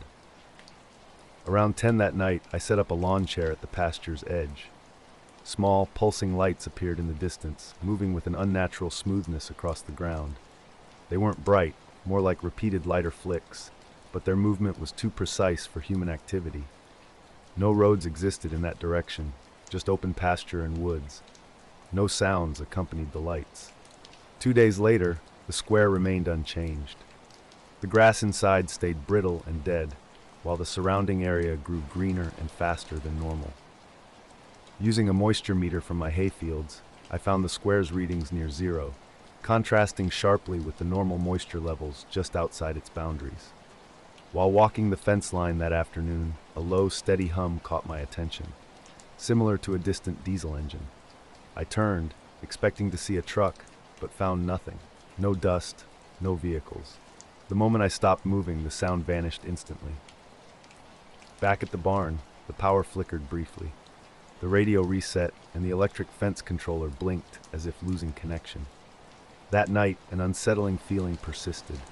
Each time I closed my eyes, I sensed something watching from outside, compelling me to keep checking. Around 3 a.m., I first noticed the strange occurrence. From the bedroom window, a soft, faint shimmer caught my eye, not bright, but steady, like heat rising off pavement. Grabbing my flashlight, I went out onto the porch.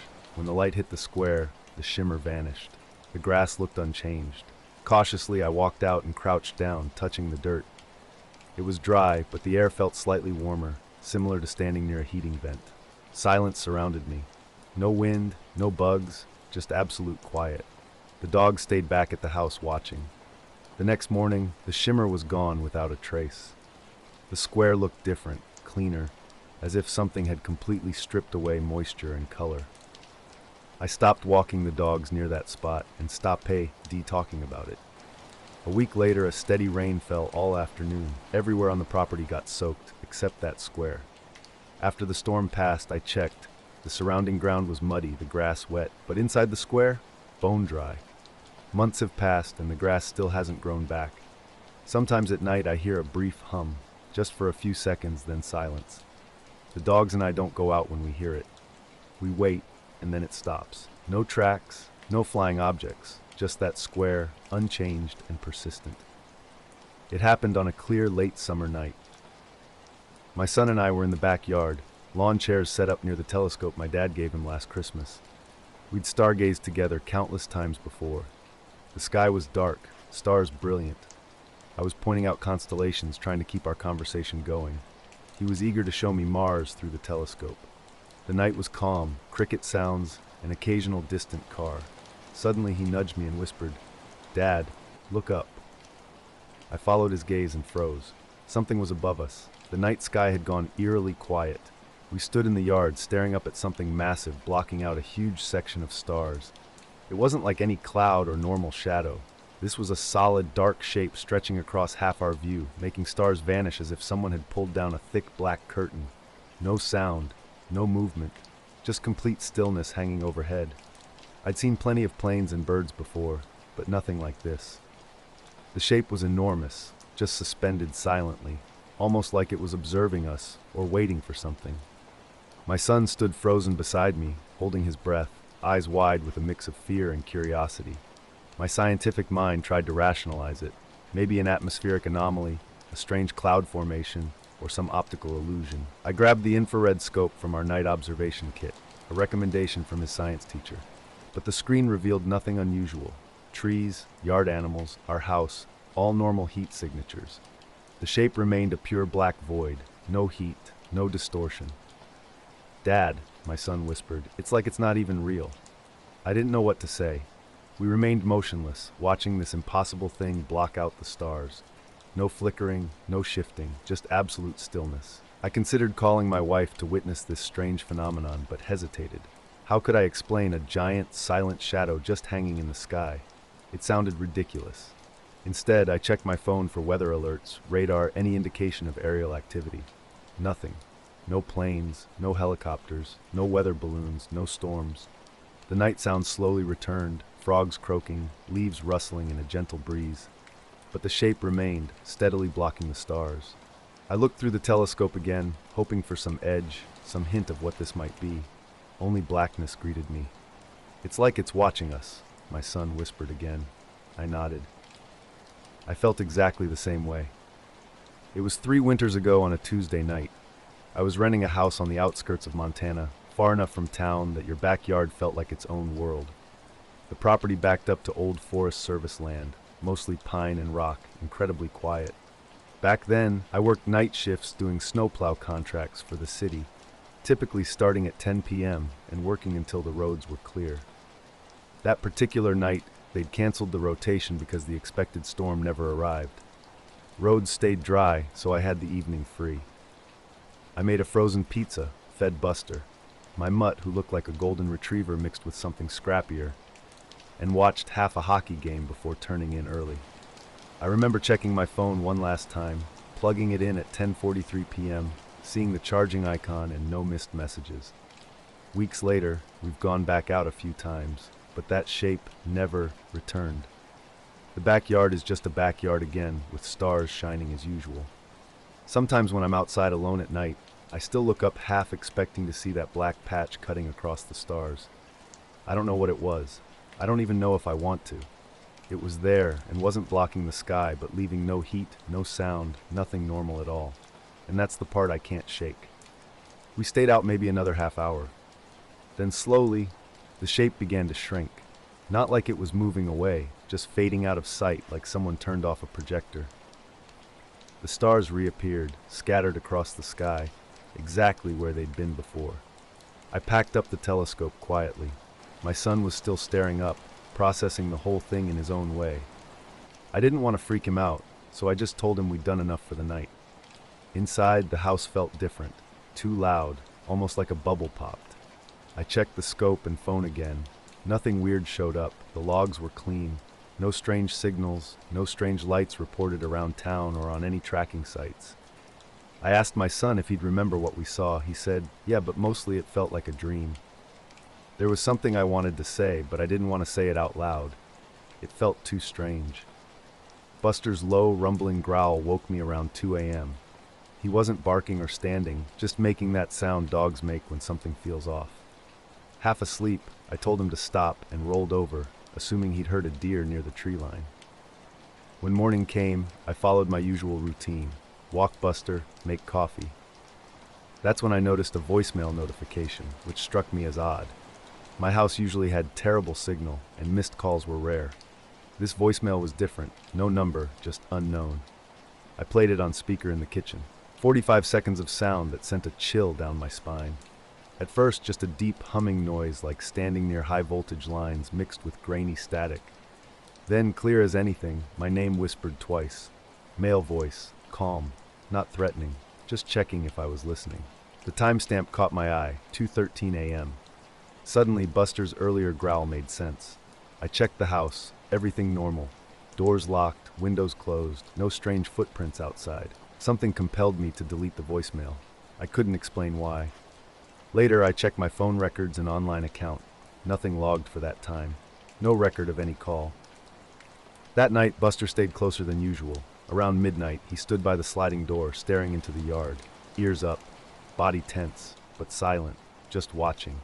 I chalked it up to a prank, maybe a spoofed number. But the lack of any call record nagged at me, leaving an unsettling feeling I couldn't shake. That weekend, I drove up to Missoula to stay with my sister for a couple nights. I told her work had been slow and I wanted a change of scenery, but really, I just didn't want to be at the house alone. My phone stayed quiet while I was there. No voicemails came through. When I got back, I walked the property again. Everything looked normal. No tracks, no signs of anyone messing around. My landlord lived 2 hours away and never came out unless something broke. I didn't know anyone who might be playing tricks on me. 2 nights before this trip, I had gotten a voicemail. Unknown number, around 2:09 a.m. It was short, maybe 20 seconds.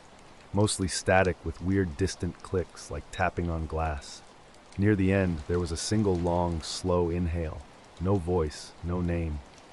I didn't delete it right away. I played it 3 or 4 times, trying to hear something more. I even held the phone to Buster to see how he'd react. His ears flattened, and he walked out of the room. I deleted the message before going to bed. About a week later, something else happened. It was around 1:30 in the morning.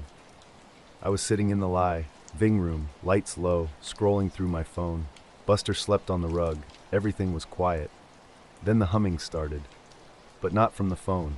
It was outside, low and steady, pulsing like it was coming from above the house.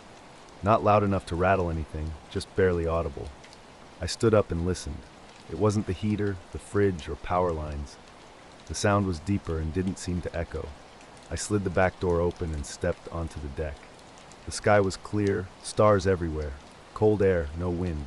Standing barefoot, I strained to hear. Suddenly, the hum stopped. No fade out, just gone. Looking up, I noticed the stars above the tree line had vanished. Not behind clouds, just missing. A patch of sky about the size of my outstretched hand was flat black. I blinked, squinted, and waited.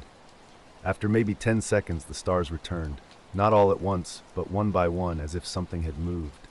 I didn't sleep that night, or much for a while after. I never reported anything because there wasn't a number anyway. I kept Buster close and stayed out of the woods. Just a couple recordings and a sky that went blank for a few seconds. I still don't know who or what said my name. Before all this happened, I wasn't someone who believed in strange things. I've always enjoyed looking up at the night sky, stars, planets, and satellites, but I never expected to end up with unexplainable footage. It was a clear, cold October night in northern Maine a couple months ago. As a photographer who mostly does landscape and nature work, I'd gotten into night sky time-lapse photography last year. I set up my camera in the backyard of my place in Eastport, a small coastal town. The air was crisp and slightly damp from the ocean fog that had rolled out earlier. I was hoping to capture some good shots of the Milky Way or maybe even the Northern Lights. That night, I positioned the camera on a tripod in the side yard, aimed it just past the tree line, and programmed it to take a photo every 10 seconds for about 4 hours.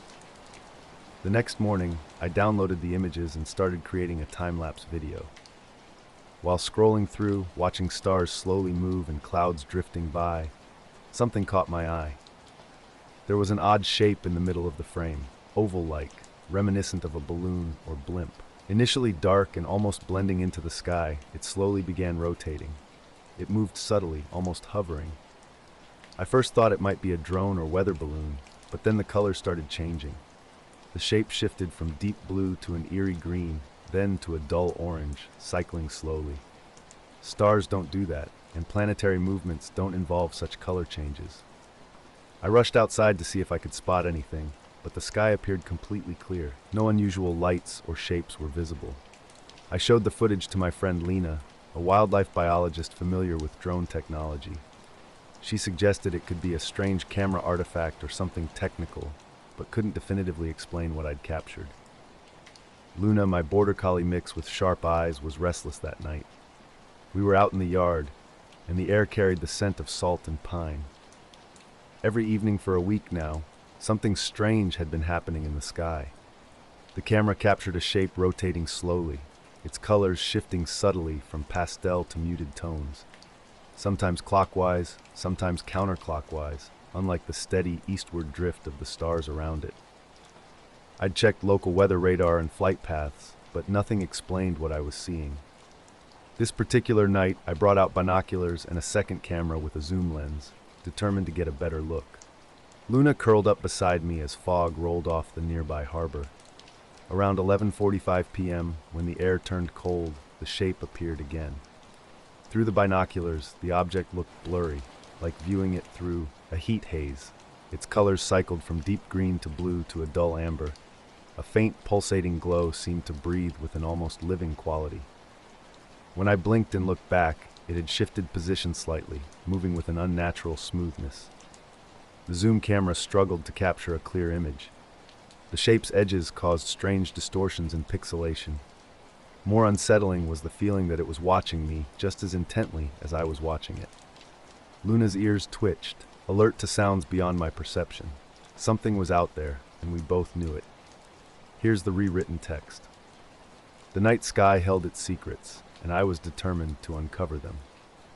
Luna, my loyal companion, sensed something was different. I had been tracking an unusual shape in the sky for weeks now, documenting its strange appearances with cameras strategically placed around the property. My time-lapse camera captured most of the events, though the zoom lens often experienced unexplained gaps in footage. Black frames with static were all that remained during those missing minutes. The shape defied explanation. It didn't behave like any aircraft or natural phenomenon I'd ever seen. No shadows, no typical light reflections. Some nights it was absent, especially when clouds obscured the sky. But even then, I'd feel a strange presence. The air would grow thick, and a low vibration would pulse through the atmosphere. Luna would whimper softly, her tail tucked close. One particularly cold evening after my late shift at the diner, everything intensified. The stars were sharp and brilliant. The camera's battery pack radiated warmth inexplicably. When the shape appeared, it was different. Rotating slower, its surface rippled like water, casting an eerie glow on the nearby pine trees. As I moved closer, something extraordinary happened. A portion of the shape flickered, becoming momentarily transparent.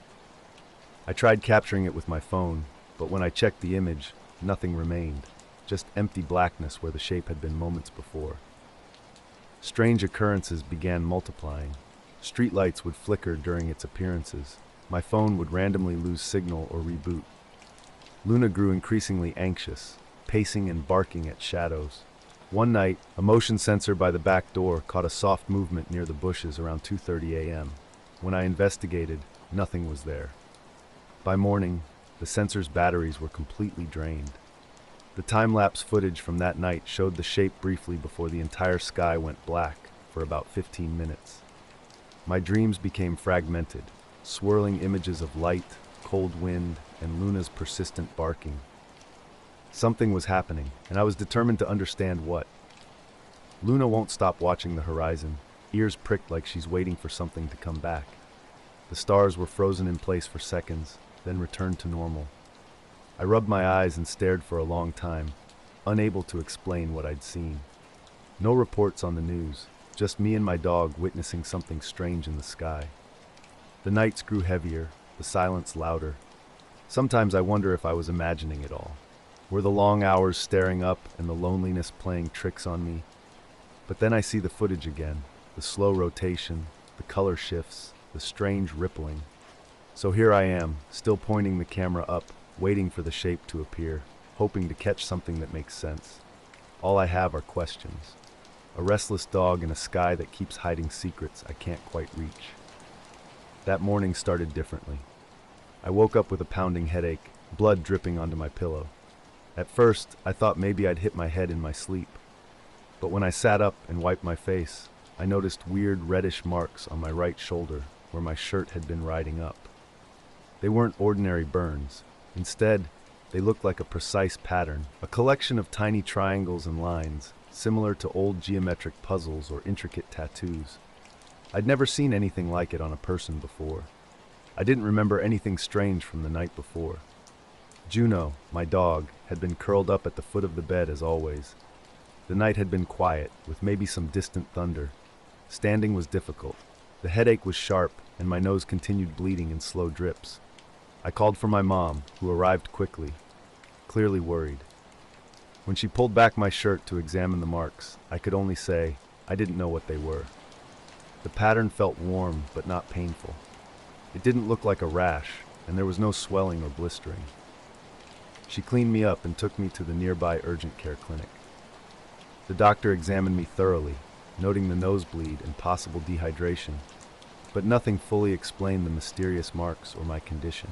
The marks on my shoulder appeared out of nowhere, and nothing made sense. The doctor's scans and blood tests showed absolutely zero abnormalities. No burns, no skin damage, nothing. This was what truly unnerved me. The pattern was clearly visible on my skin, yet the medical machines detected nothing, as if the marks were just a surface illusion. My doctor suggested it might be a minor allergic reaction that would soon disappear, but the combination of a random nosebleed and these strange marks didn't add up. I tried to maintain a normal routine at school, but my thoughts kept drifting back to my shoulder. By evening, the redness had started to fade, and by the next morning, it was almost completely gone, like it had never existed. I carefully examined my mirror, searching for any trace of those geometric shapes, but found only my usual pale skin. Initially, I considered it might be an allergic reaction or a bug bite, but no one else in the house was affected, and I hadn't made any recent changes to my routine. Strange occurrences began to pile up. At night, I kept Juno close, feeling an odd chill whenever I looked at my shoulder. It wasn't fear exactly, but a sense of confusion, as if my body had experienced something without my awareness. I started noticing subtle oddities, soft tapping sounds in my empty room, phone glitches with static patterns, moments that seemed just slightly off. School became another arena of speculation. Some kids joked about secret symbols or alien tattoos, which I dismissed with an eye roll. Yet internally, I wondered if they might be onto something. My parents attributed my experiences to stress, noting my recent sleep and concentration difficulties. But these explanations didn't account for the nosebleed or those mysterious marks. A week later, everything intensified. One night, while lying in bed, Juno suddenly became alert, ears perked, staring intently at the room's corner near the window. The air felt inexplicably colder, despite the window being completely shut. Brief light flickering preceded another round of those soft rhythmic tapping sounds. My skin crawled, though I saw nothing. I tried dismissing it as nerves and drifted back to sleep, unsure of what was happening. I had this weird experience camping in the Mojave that I can't quite explain. My girlfriend and I were about 20 miles off the main highway on Bureau of Land Management territory, down an old service road with no signs or fences. Early April, the weather was mild, cool days and chilly nights. We'd camped before, but this was our first desert trip. We found a spot backed up against some rock formations, offering a good windbreak. After setting up the tent and laying out our sleeping bags, we ate some jerky and canned beans, skipping the camp stove. The sky was unbelievably clear. I've never seen stars like that before. We watched satellites and occasional planes drifting overhead, everything feeling completely normal. Round 10 or 11, we turned in. The night was eerily silent. No wind, no animals, just absolute quiet, except for a distant coyote call. Something woke me later, though I can't say what. Afterward, I noticed a faint triangular scar on my shoulder, barely visible like a light scratch. When I showed my mom, she got worried after taking a closer look. The doctor said the skin was healing normally but couldn't explain the mark's origin. A nosebleed I'd had never returned, and the scar faded within weeks. Yet the memories lingered. Sometimes in my room, with the light just right, I feel a cold draft near the window. Shadows seem to move too quickly in my peripheral vision. I don't know what happened that night, but it fundamentally changed my perspective. The world might hide things beyond our understanding, and maybe that's okay. Just a nosebleed, some strange marks, and a few unsettling nights that I can't quite shake. I woke up suddenly, aware that something felt off. The tent's zipper was partially open, hanging about 4 or 5 inches from the top. We'd definitely closed it completely before going to sleep. It was far too cold not to. My girlfriend was still asleep beside me, her breathing steady and even. I scanned the tent's interior.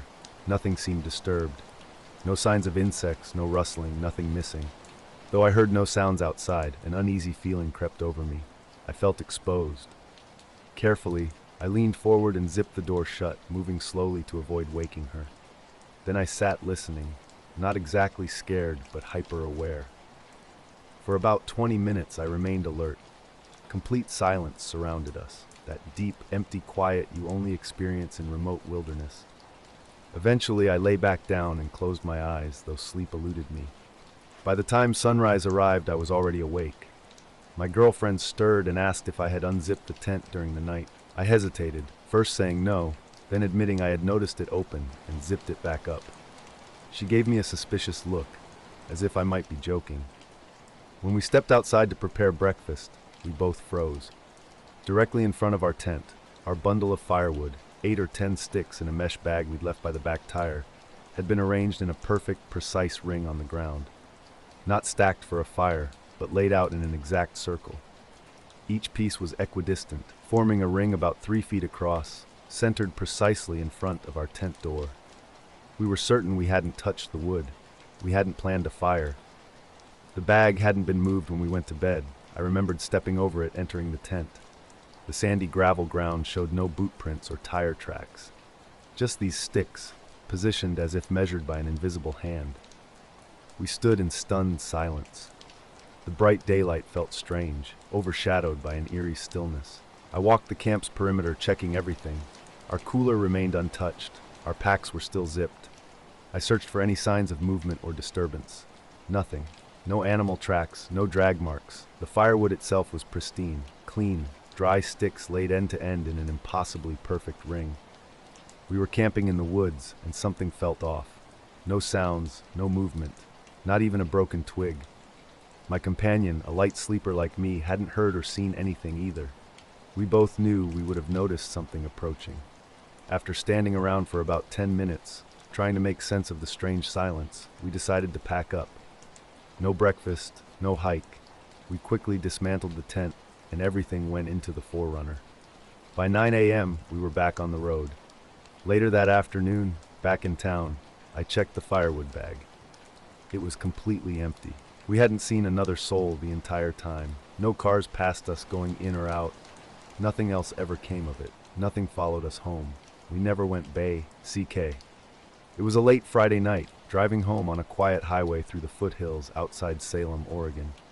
The road winds through trees and open fields, mostly empty except for the occasional truck or late-night driver like myself. This night was clear and cool, with a slight chill, but no wind. I'd just finished a double shift at the diner and was looking forward to getting home. About 10 miles out of town, something caught my eye. At first, it looked like a plane hovering directly over the highway. But this was different. Completely still, hanging 50 or 60 feet off the ground. No blinking lights, no sound. I slowed down, blinking and trying to make sense of it. Was it a crane, a drone, or a helicopter? But the absolute silence was unsettling. As I got closer, it began to rotate slowly, as if turning on an invisible axis. The shape was triangular, unlike any aircraft I'd ever seen. Smooth edges, no wings or rotors, just a silent, dark mass moving imperceptibly. Gripping the steering wheel tightly, I felt uneasy. My headlights seemed unable to properly illuminate it. Something was definitely not right. I first noticed the dark, triangular shape hovering motionless over the highway, almost blending into the night sky. It rotated slowly, completely silent, with no visible means of support. No cables, no poles, no engines. As I passed underneath, I kept watching it in my rearview mirror. Weeks later, I discovered an online local forum where other drivers reported the exact same experience. They described the object in precisely the same way. Silent, without blinking lights, rotating slowly in the same highway spot between 10:30 and midnight. Some even mentioned their phones losing signal or GPS acting strangely along that stretch of road. The next time I drove that route, I intentionally left later, hoping to see it again or understand what it was. Around 11:15 p.m., after a quiet drive through pine-scented darkness, the shape reappeared exactly where I'd seen it before. My radio started crackling with static as I slowed down, the signal cutting in and out for a few seconds before returning to normal. I didn't stop the car, though something inside me wanted to. As I drove past, the object remained perfectly still and silent. When I was 10 miles down the road, it had vanished. My coworker laughed when I told him, suggesting I was tired or imagining things. Another driver I spoke with recalled seeing something similar a month earlier, speculating it might be a weather balloon or military test. But I couldn't reconcile how a balloon could hover so precisely or remain completely silent. The strangest part wasn't the object itself, but how calm I felt. You'd expect to be terrified, but instead, I felt oddly peaceful, as if the thing was simply observing, not threatening. Eventually, I stopped driving that route late at night. Better not to tempt whatever mysterious presence was out there. One night, returning from a friend's place around 2 a.m., I noticed headlights behind me, thinking someone was just catching up. At night on that highway, something strange happened. I was driving when a car pulled up behind me and stopped on the shoulder. The driver, Laura, a local from nearby, approached me. She shared an unsettling experience about a dark shape hovering over the road that had deeply unnerved her. We discussed the mysterious object, both feeling like it was watching us, waiting silently. Its slow, deliberate rotation defied explanation. The next morning, armed with my phone camera, I returned to the spot, hoping to capture evidence. Yet, during daylight hours, no matter how many times I passed, the shape remained invisible. It seemed to exist only in the darkness, emerging at night. After that encounter, I never saw it again. But now, whenever I drive that highway after sunset, I can't help scanning the sky, expecting to see it hovering silently, rotating, watching. My background in mechanics began with 8 years of active Air Force service, followed by contract work. Most of my jobs were routine, standard maintenance, diagnostics, and loadouts on aging airframes. Nothing extraordinary, just everyday technical work. In 2008, everything changed. I was assigned to a project at a standalone hangar near the north perimeter. A civilian with badge access handed me a sealed clipboard. The instructions were unusual. A form with my name, date, and a single cryptic line, report anomalies. No standard documentation, no tail number, no maintenance logs. Inside the hangar, an almost empty space contained just one piece of equipment covered by a tarp. 2 other workers were present. A contractor I vaguely recognized, and a young Air Force captain. We stood in silence until the badge holder returned and instructed us to put on gloves. As they pulled back the tarp, I braced for what might be revealed. It was some kind of drone or test vehicle, not like anything I'd ever seen fly before. Roughly the length of a pickup truck, its shape was unusual, a flattened teardrop, as if someone had pressed down on a water balloon. No wings, no intakes, no landing gear, just pure, unbroken smoothness. The surface was beyond clean. Not a single seam, rivet, or weld line existed. It looked like the entire object had been molded in one solid piece. The color was a dark, almost black gray that seemed to absorb light completely. When I touched it, the material felt like stone, not metal. It didn't scuff or leave fingerprints. Most striking was its temperature. This was supposedly a vehicle fresh from a flight test, yet it was freezing cold. My gloved hand stuck slightly when I held it too long. Rolston touched it bare-handed and immediately swore, his palm turning red like a mild burn. When I asked about the object, the badge guy was dismissive. "You're not here for that, just inspect and report." So I began my examination. Using a handheld thermal scope, I found something strange. The screen showed essentially nothing. Zero heat signature. Even though the hangar was in the mid-80s, this thing didn't register at all. Just a dead black on the scope. I tried multiple tests, a contact probe, a multimeter, Rolston's mag probe, all produced the same result. Nothing. No conductivity, no magnetic reaction. It was like an object with mass and weight, but no discernible properties. Looking underneath, I noticed something odd. No fasteners, no vents, not even landing marks. But faint, almost invisible lines curved in a spiral pattern like veins in the material. They weren't raised or indented, just subtle changes in tone. When I ran my finger along one, it felt slightly warmer, still cold, but not painfully so. The lines seemed to pulse subtly, like a heat shimmer, though no light or movement was visible. I asked the captain if I should note these details, but the response was typical of the day's mysterious atmosphere. The hangar felt strange that day. Nobody spoke when the doors shut and the lights dimmed quickly. Breath became visible in the suddenly cold air. "Wrap it up," said the badge guy. But no one moved. Then the hum began. So subtle at first it was barely perceptible. More like a pressure, a gentle buzz deep inside your head. Rolston stepped back, rubbing his temple. I felt it in my jaw, similar to the lingering vibration after a long car ride. The surface started to do something odd. Not moving exactly, but when you looked directly at it, your eyes seemed to slide away. Your brain started filling in shapes that weren't really there. It made me nauseous, and I'm not easily affected. I remember blinking hard and focusing on a floor bolt, trying to maintain my composure. The captain simply walked out as if he'd had enough. "That's normal. I'll stop in a minute," the badge guy said. And it did. The hum faded, temperature normalized, the surface returned to its smooth, matte state. We packed up quickly, no final notes, no signatures. Rolston drove off without a word. That night, my right ear rang until around 3 a.m. The next morning, something was off. The hangar wasn't on the schedule. The project number had vanished from the logs. When I asked my shift lead about the assignment, he gave me a strange look. "That bay's been closed for months," he said. I didn't press the issue. Weeks later, I was reassigned to White Sands. Standard work. I bumped into Rolston at the PX once. He just looked at me, then looked away, as if denying we'd shared the same inexplicable experience. In 20 years, this was the only time I encountered something that felt fundamentally wrong. Not dangerous exactly, just not meant for human understanding. Something that was simply there. I still remember how cold it felt, even after a flight.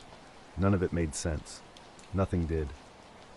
It all started during an overnight time-lapse shoot in the Mojave Desert, just outside Joshua Tree. I'd been chasing these shots for years, those perfect moments where the Milky Way stretches across the sky, crystal clear and breathtaking.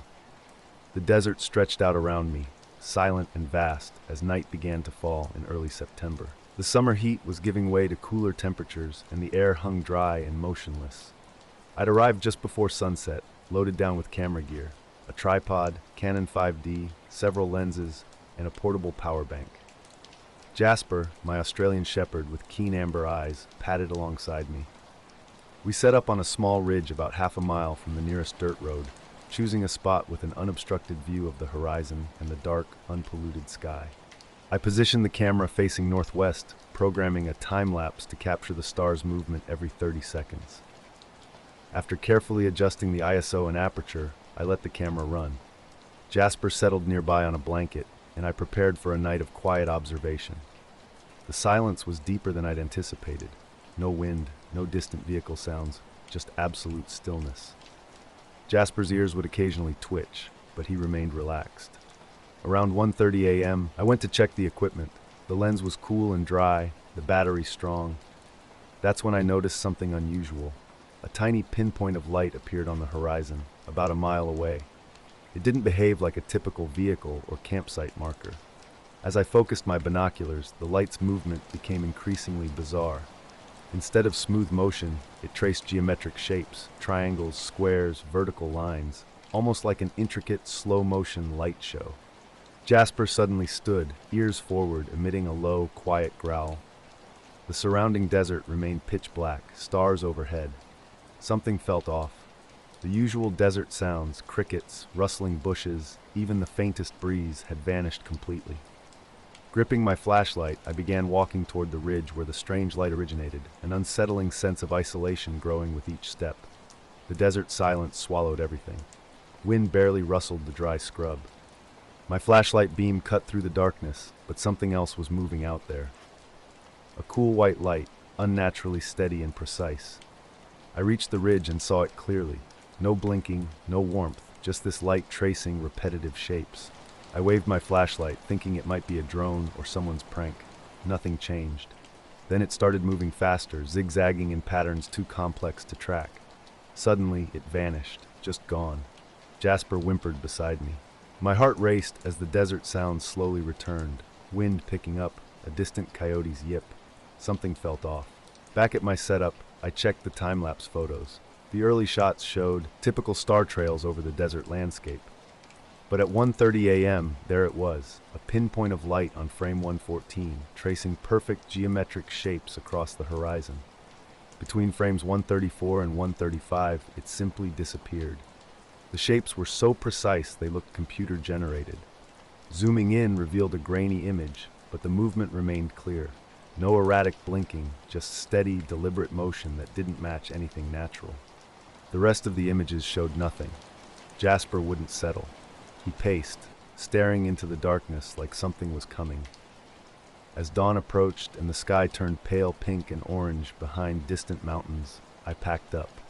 During the drive home, I kept checking the rearview mirror, half expecting to see that light again. Over the next few days, I reviewed the footage repeatedly. I showed it to astronomy and photography friends, but nobody could explain it. Satellites don't move like that. Drones can't maintain such precise geometric patterns and then vanish so completely. The whole experience left me unsettled.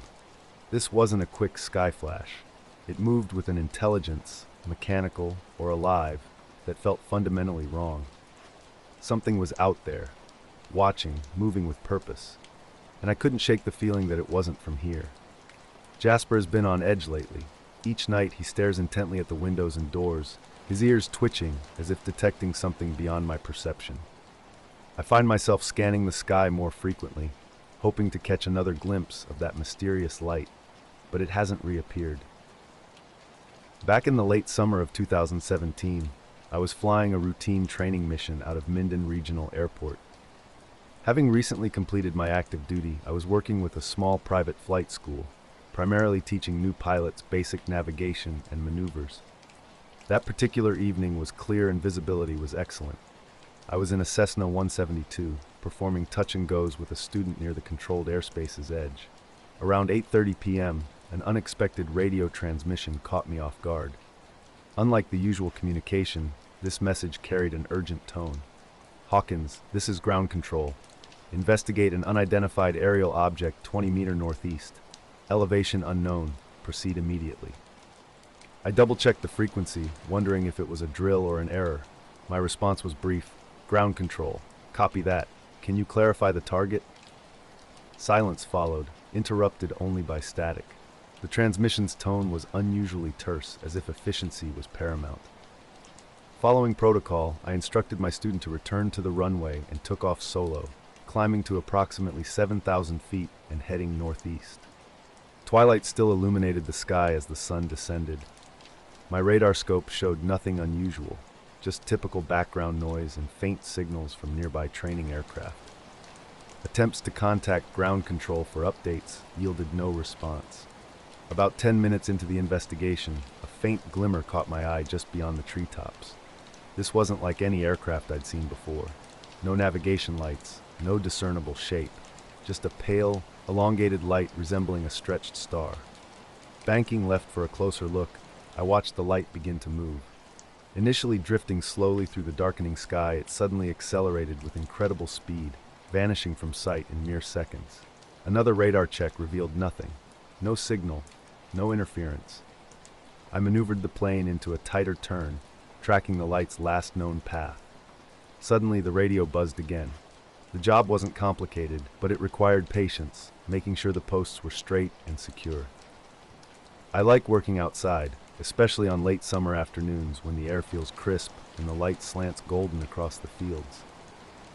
That day, I was fixing fence posts on the edge of town, just off County Road 7, where the farmland starts to thin out into open grasslands. It was early September, the sun low but still warm, casting long shadows over the dry grass.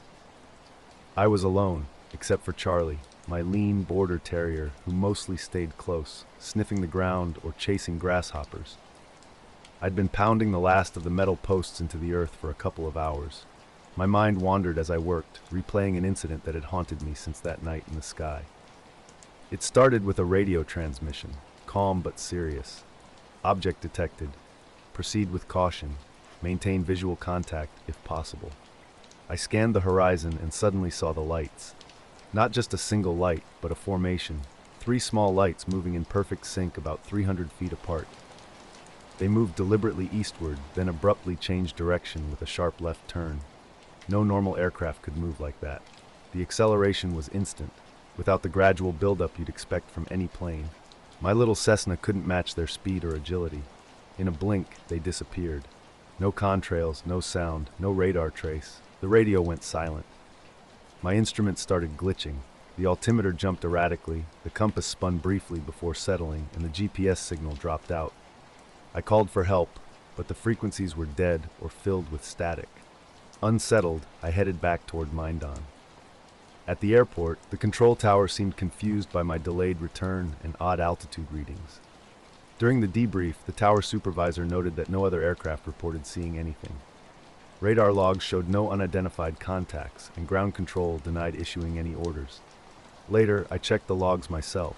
The entire event was a blank, no trace of the objects or the transmission. That night, I lay awake trying to make sense of it. Was it a drone? A weather balloon? A military test craft? Nothing matched what I saw. Those lights, their impossible moves, the silence, and the scrambled instruments kept replaying in my mind. Whatever it was, it didn't behave like anything I knew. I still fly, but I haven't forgotten that night, and I'm not sure I ever will. The late afternoon was quiet, with only the wind and my hammer breaking the silence as I worked outside. Around 5:15 p.m., just as I finished straightening the final post, a sharp, high-pitched sound caught my attention. It reminded me of a dental drill, but softer and more constant. I paused and scanned the area, wondering if it might be a distant plane or some machinery. Nothing. Just wind and crickets. Then I looked up. The sky was clear, transitioning from blue to a pale orange near the horizon. Hovering about 40 feet above me was a black oval shape, moving slowly and silently. The object was unnerving. Completely black, with no windows or markings. It wasn't like any helicopter or drone I'd seen. No rotors, no lights, just that persistent whine-like sound seeming to emanate from the shape itself.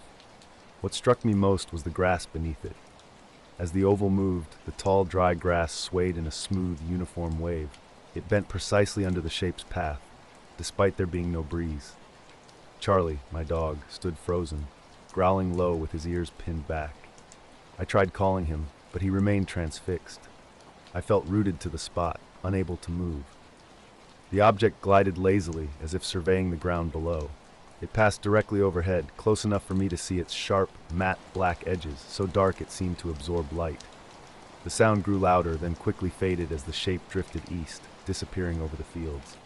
No engine noise, no wind from movement, just that eerie hum. After it vanished, the grass gradually settled, returning to its original position. Charlie finally approached me, his tail tucked between his legs. I dropped my hammer and sat on the ground, trying to comprehend what I'd witnessed. We drove home, and I kept checking the rearview mirror, half expecting to see the shape again. Nothing followed. That night, sleep eluded me.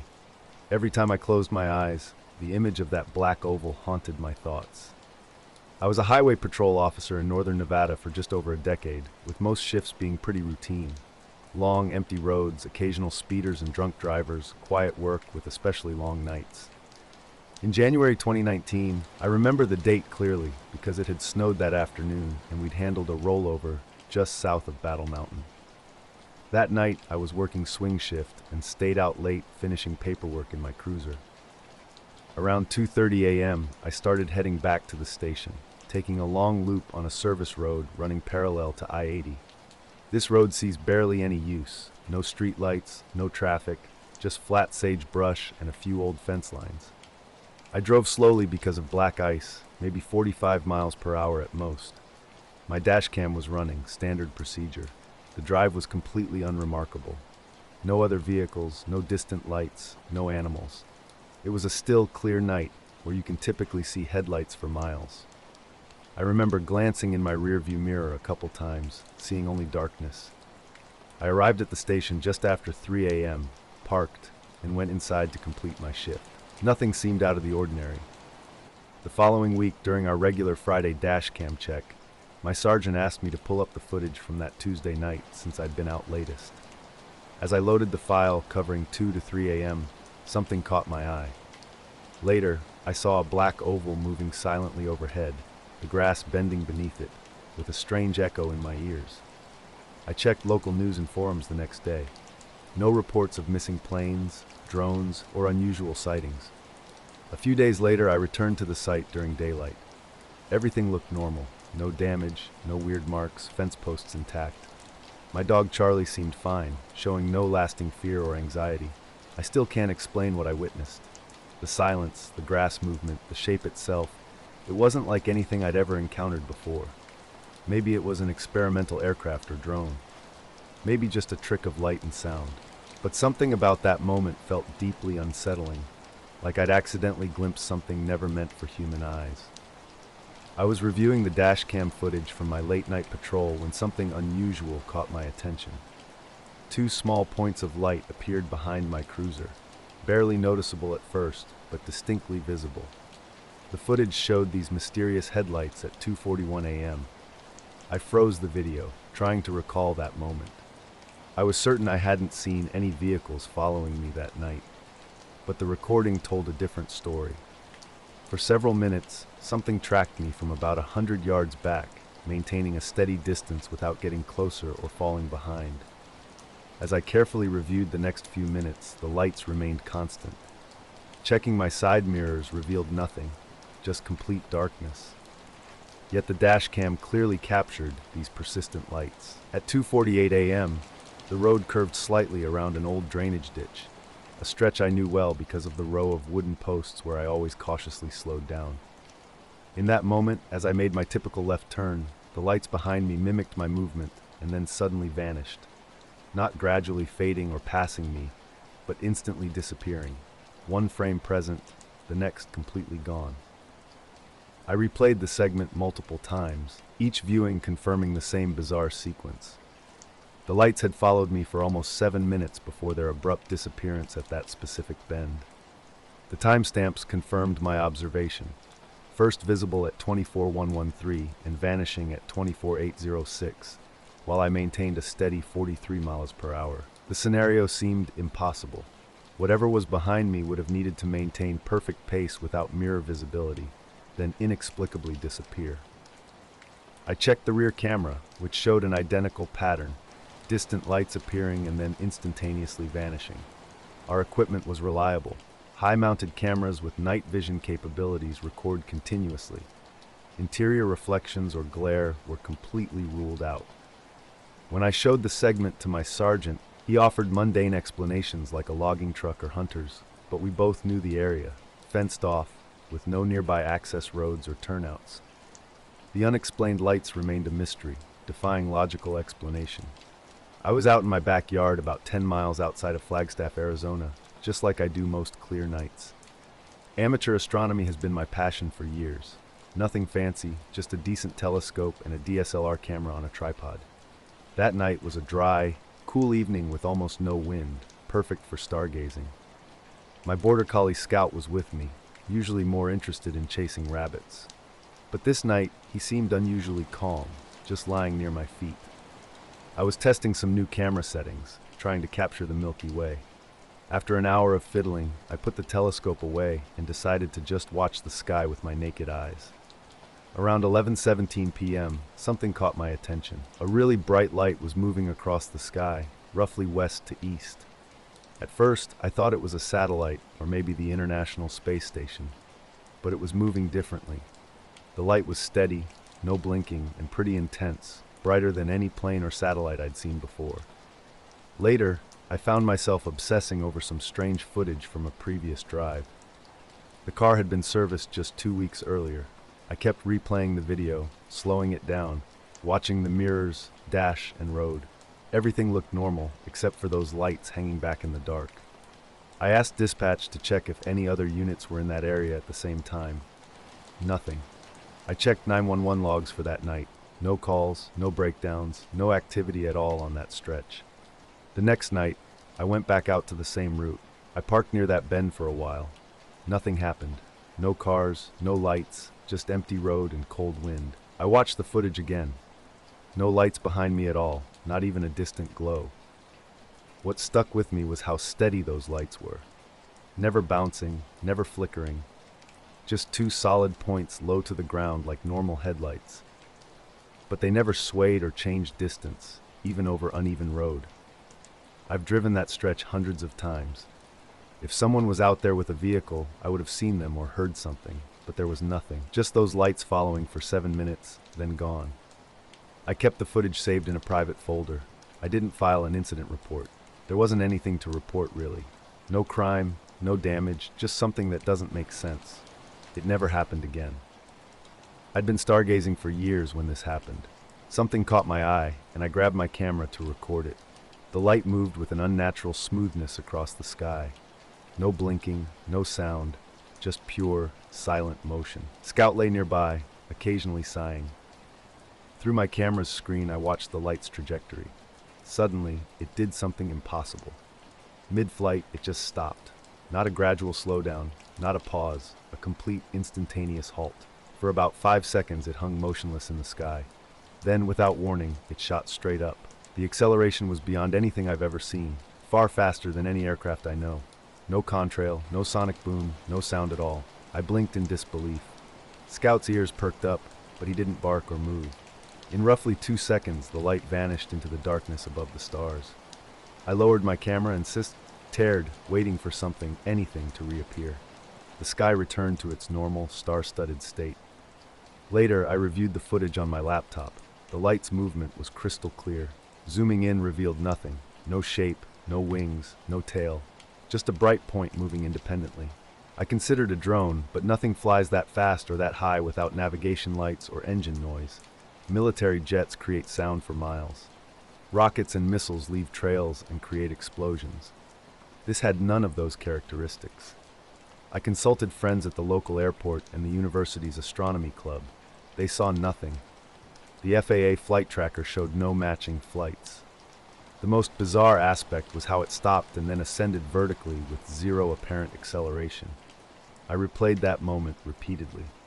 The light seemed suspended by an invisible force before shooting upward as if weightless. Camera settings and timestamps were completely normal. The GPS clock matched my phone's time precisely.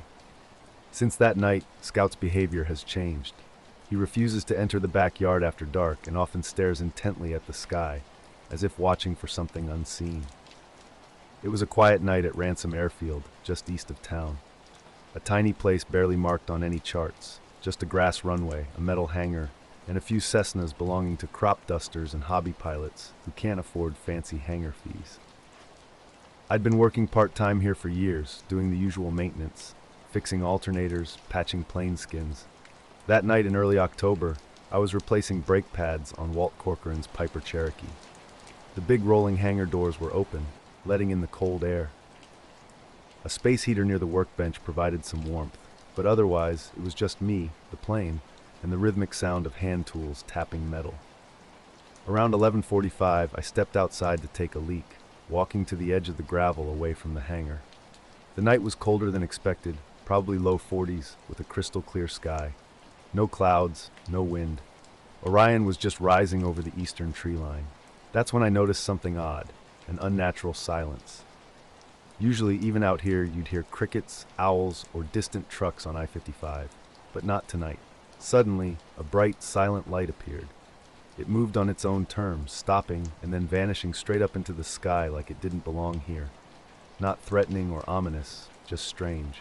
I've gone stargazing since then, but never saw anything like it again. My dog's been acting weird too, low growling, stiff-legged, not his usual self. I keep trying to find a logical explanation. Maybe some experimental aircraft? But nobody will tell me anything. The FAA just shrugs. All I have is the memory of that night and a sense that something didn't add up. I don't have answers. Just that unexplained experience and a lingering sense of mystery. The runway stretched out before me, quiet and empty. I was working late at the hangar when the silence caught my attention. Not the usual kind of silence, but something deeper, more expectant. Scanning the area, I spotted something hovering about 200 yards down, maybe 30 or 40 feet above the ground. It wasn't a helicopter or any aircraft I recognized. Triangular in shape, more like a stretched pyramid with soft rounded corners, it hung perfectly motionless. 3 faint white lights marked its points, soft as frosted LED glow, not casting any real illumination. No sound accompanied it. No engines, no rotors, nothing. Initially I wasn't scared, just puzzled. I thought maybe it was some military training exercise, though it didn't match anything I'd seen before. Slowly I started walking toward it, not realizing I'd left the hangar's light behind until I noticed my shadow had disappeared. When I was about halfway down the runway, maybe 100 yards away, something changed. The object didn't move sideways but rotated subtly as if turning to face me. Its dark metallic surface seemed to absorb starlight in strange, unsettling ways. My chest tightened, like I just sprinted uphill. Then, without warning, it vanished. Not flew away, not faded, just gone. 1 second present, the next, nothing. No sound, no disturbance in the air. The silence remained absolute. I stood frozen, half expecting it to reappear. Eventually, I returned to the hangar, abandoning my work. Sitting on the creeper seat, I tried to make sense of what I'd seen. Checking my truck's dash, I was shocked to see 12:08. I'd been outside for at least 10, maybe 15 minutes, though it had felt much shorter. The next morning, the memory lingered, as inexplicable as the object itself. I was hiking alone near the Dugway Proving Ground in Utah, a massive area of desert and scrub mostly fenced off, with some unofficial trails locals use. I wasn't chasing myths about strange lights or odd sounds, I just wanted a day away from everything. No phone, no noise, just sun and sand. Around noon, I parked my truck on a dusty dirt road leading to a flat desert stretch with scattered hills. The sky was clear, the heat dry but not brutal, probably early September. I had my basics, a hat, boots, day pack with water and a first aid kit. The trail wasn't official, but I was following footprints in the sand that suggested recent passage. 2 hours in, something caught my eye on the ground ahead. At first, it looked like scrap metal half buried in the sand. Getting closer, I realized it was a wristwatch, but not just any watch. Its case was warped and half melted, as if exposed to extreme heat or a corrosive substance. The glass face was cracked. Later, back at the airfield, I drove out and checked the grass along the runway. Nothing unusual, no burns, indentations, or even disturbed dew. The Cherokee sat exactly where I'd left it, tools still on the rag. I crouched down, ran my hand over the grass, just normal, dry, cold, slightly flattened from the previous day's wind. I didn't tell Walt or anyone else. I simply said I hadn't finished the job that night and would return Sunday to complete it. Weeks later, over beers with Kent Miller, a former lineman for Camide now running a private flight school in Poria, I shared the story almost like a joke. He went quiet and mentioned seeing something similar near Habana a few months back. Triangle-shaped, silent. We laughed it off, neither pressing for details. I've been back at Ransom plenty since then, nothing weird. Same cornfields, same hangar. But sometimes, when I'm locking up late, I find myself staring down the runway a bit longer than necessary, just in case. The desert stretched out endlessly, a vast emptiness broken only by rocks and sand. I'd found a watch lying on the ground, its hands still moving steadily despite looking like it had survived some terrible event.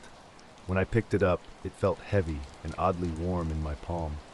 Turning it over revealed no brand or model number, just some scratched markings. Footprints caught my attention. They weren't mine, and they looked fresh but stopped abruptly about 10 feet away in the middle of the open sand. No trail led away, no drag marks, no logical disturbance in the dirt. I scanned the area, nothing but open desert in every direction. No buildings, no vehicles, no other people. An unnatural silence hung in the air. No birds, no animals, no wind. The stillness felt like the desert itself was holding its breath. My voice sounded jarringly loud when I called out, and nothing answered. I slipped the watch into my pocket and walked toward where the footprints vanished, searching for something I might have missed. A hidden path, a vehicle, a cave, but there was nothing. Just endless sand and rocks. The weird feeling grew heavier. Someone seemed to be watching, but I saw nothing. No movement, no sound. My skin prickled. As the sun dipped toward the horizon and the temperature dropped, I sat on a rock to rest. I pulled out the watch again. It was still ticking, but the hands seemed to be moving faster, like catching up with something unseen. That night, I set up camp nearby. My sleeping bag and stove were in place, but I couldn't shake the sense that something was wrong. The desert remained unnaturally quiet. No crickets, no wind, just an oppressive stillness. Around midnight, my phone flickered on by itself, its screen lighting up with a bright white glow despite being dead hours earlier. No message, no notification, just light in the darkness. Before I could turn it off, the screen went black. Then I heard it, a low, strange hum.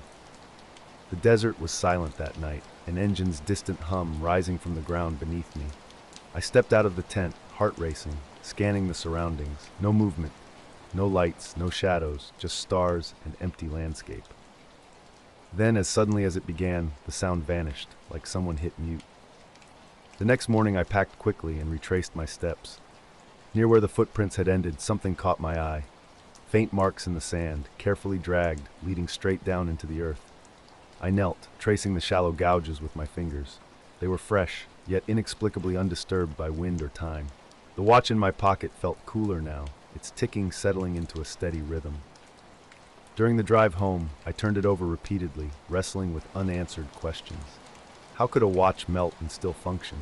Why did those footprints simply stop? What made that night feel so fundamentally wrong? At home, I placed the watch on the kitchen table. For days it haunted me, the second hand occasionally skipping or moving backward. Online searches yielded nothing. Eventually, I tucked it away in a box of old camping gear, not wanting to lose it but unable to bear its presence. Years later, I still ponder that day. Something inexplicable waiting silently in the dirt, an object holding a stillness deeper than the desert itself. Late September, I took the Cessna from Red Bluff. Flying had been my passion since college. Nothing extraordinary, just weekend trips and moments of mental clarity. That Sunday afternoon was perfect. Clear skies, light wind, visibility stretching endlessly. I filed VFR and took off around 4:40 p.m., planning a quick loop from Red Bluff to Lake Shasta. Routine. 30 minutes into the flight, I was cruising at 6,500 feet west of Lassen. The air was smooth, radio chatter minimal.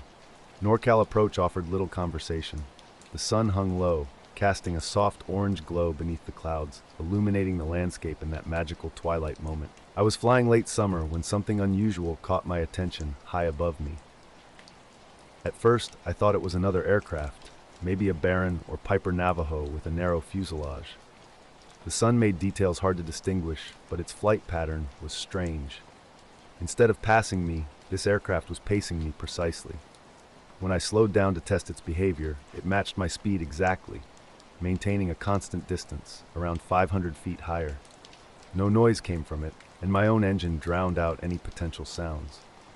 I radioed out an unidentified traffic report at 11 high, describing an unknown type and unverified altitude. No response came from ATC or anyone on the frequency. Looking up again, I noticed the aircraft's silhouette was distinctly odd. It lacked visible wings and appeared smooth, almost molded, with no rivets or joints. Its movement defied normal flight dynamics, perfectly horizontal, without any attitude changes or roll. The craft moved with an unsettling precision, tracking me inch by inch. As I banked gently right to get a better perspective, the object mirrored my movement exactly. Same bank, same arc, maintaining its position. Something felt fundamentally wrong. My instruments were normal, the engine ran smoothly, but I experienced peculiar physical sensations. My ears popped twice despite no significant altitude change, and a soft static began interfering with the radio. Then in an instant, everything changed. The object didn't bank or roll, it simply rotated. One moment it was level, matching my heading. The next, it stood vertically, nose down and tail up, seemingly defying gravity. And then, without warning, acceleration or sound, it vanished completely. I scanned the sky, but it was gone.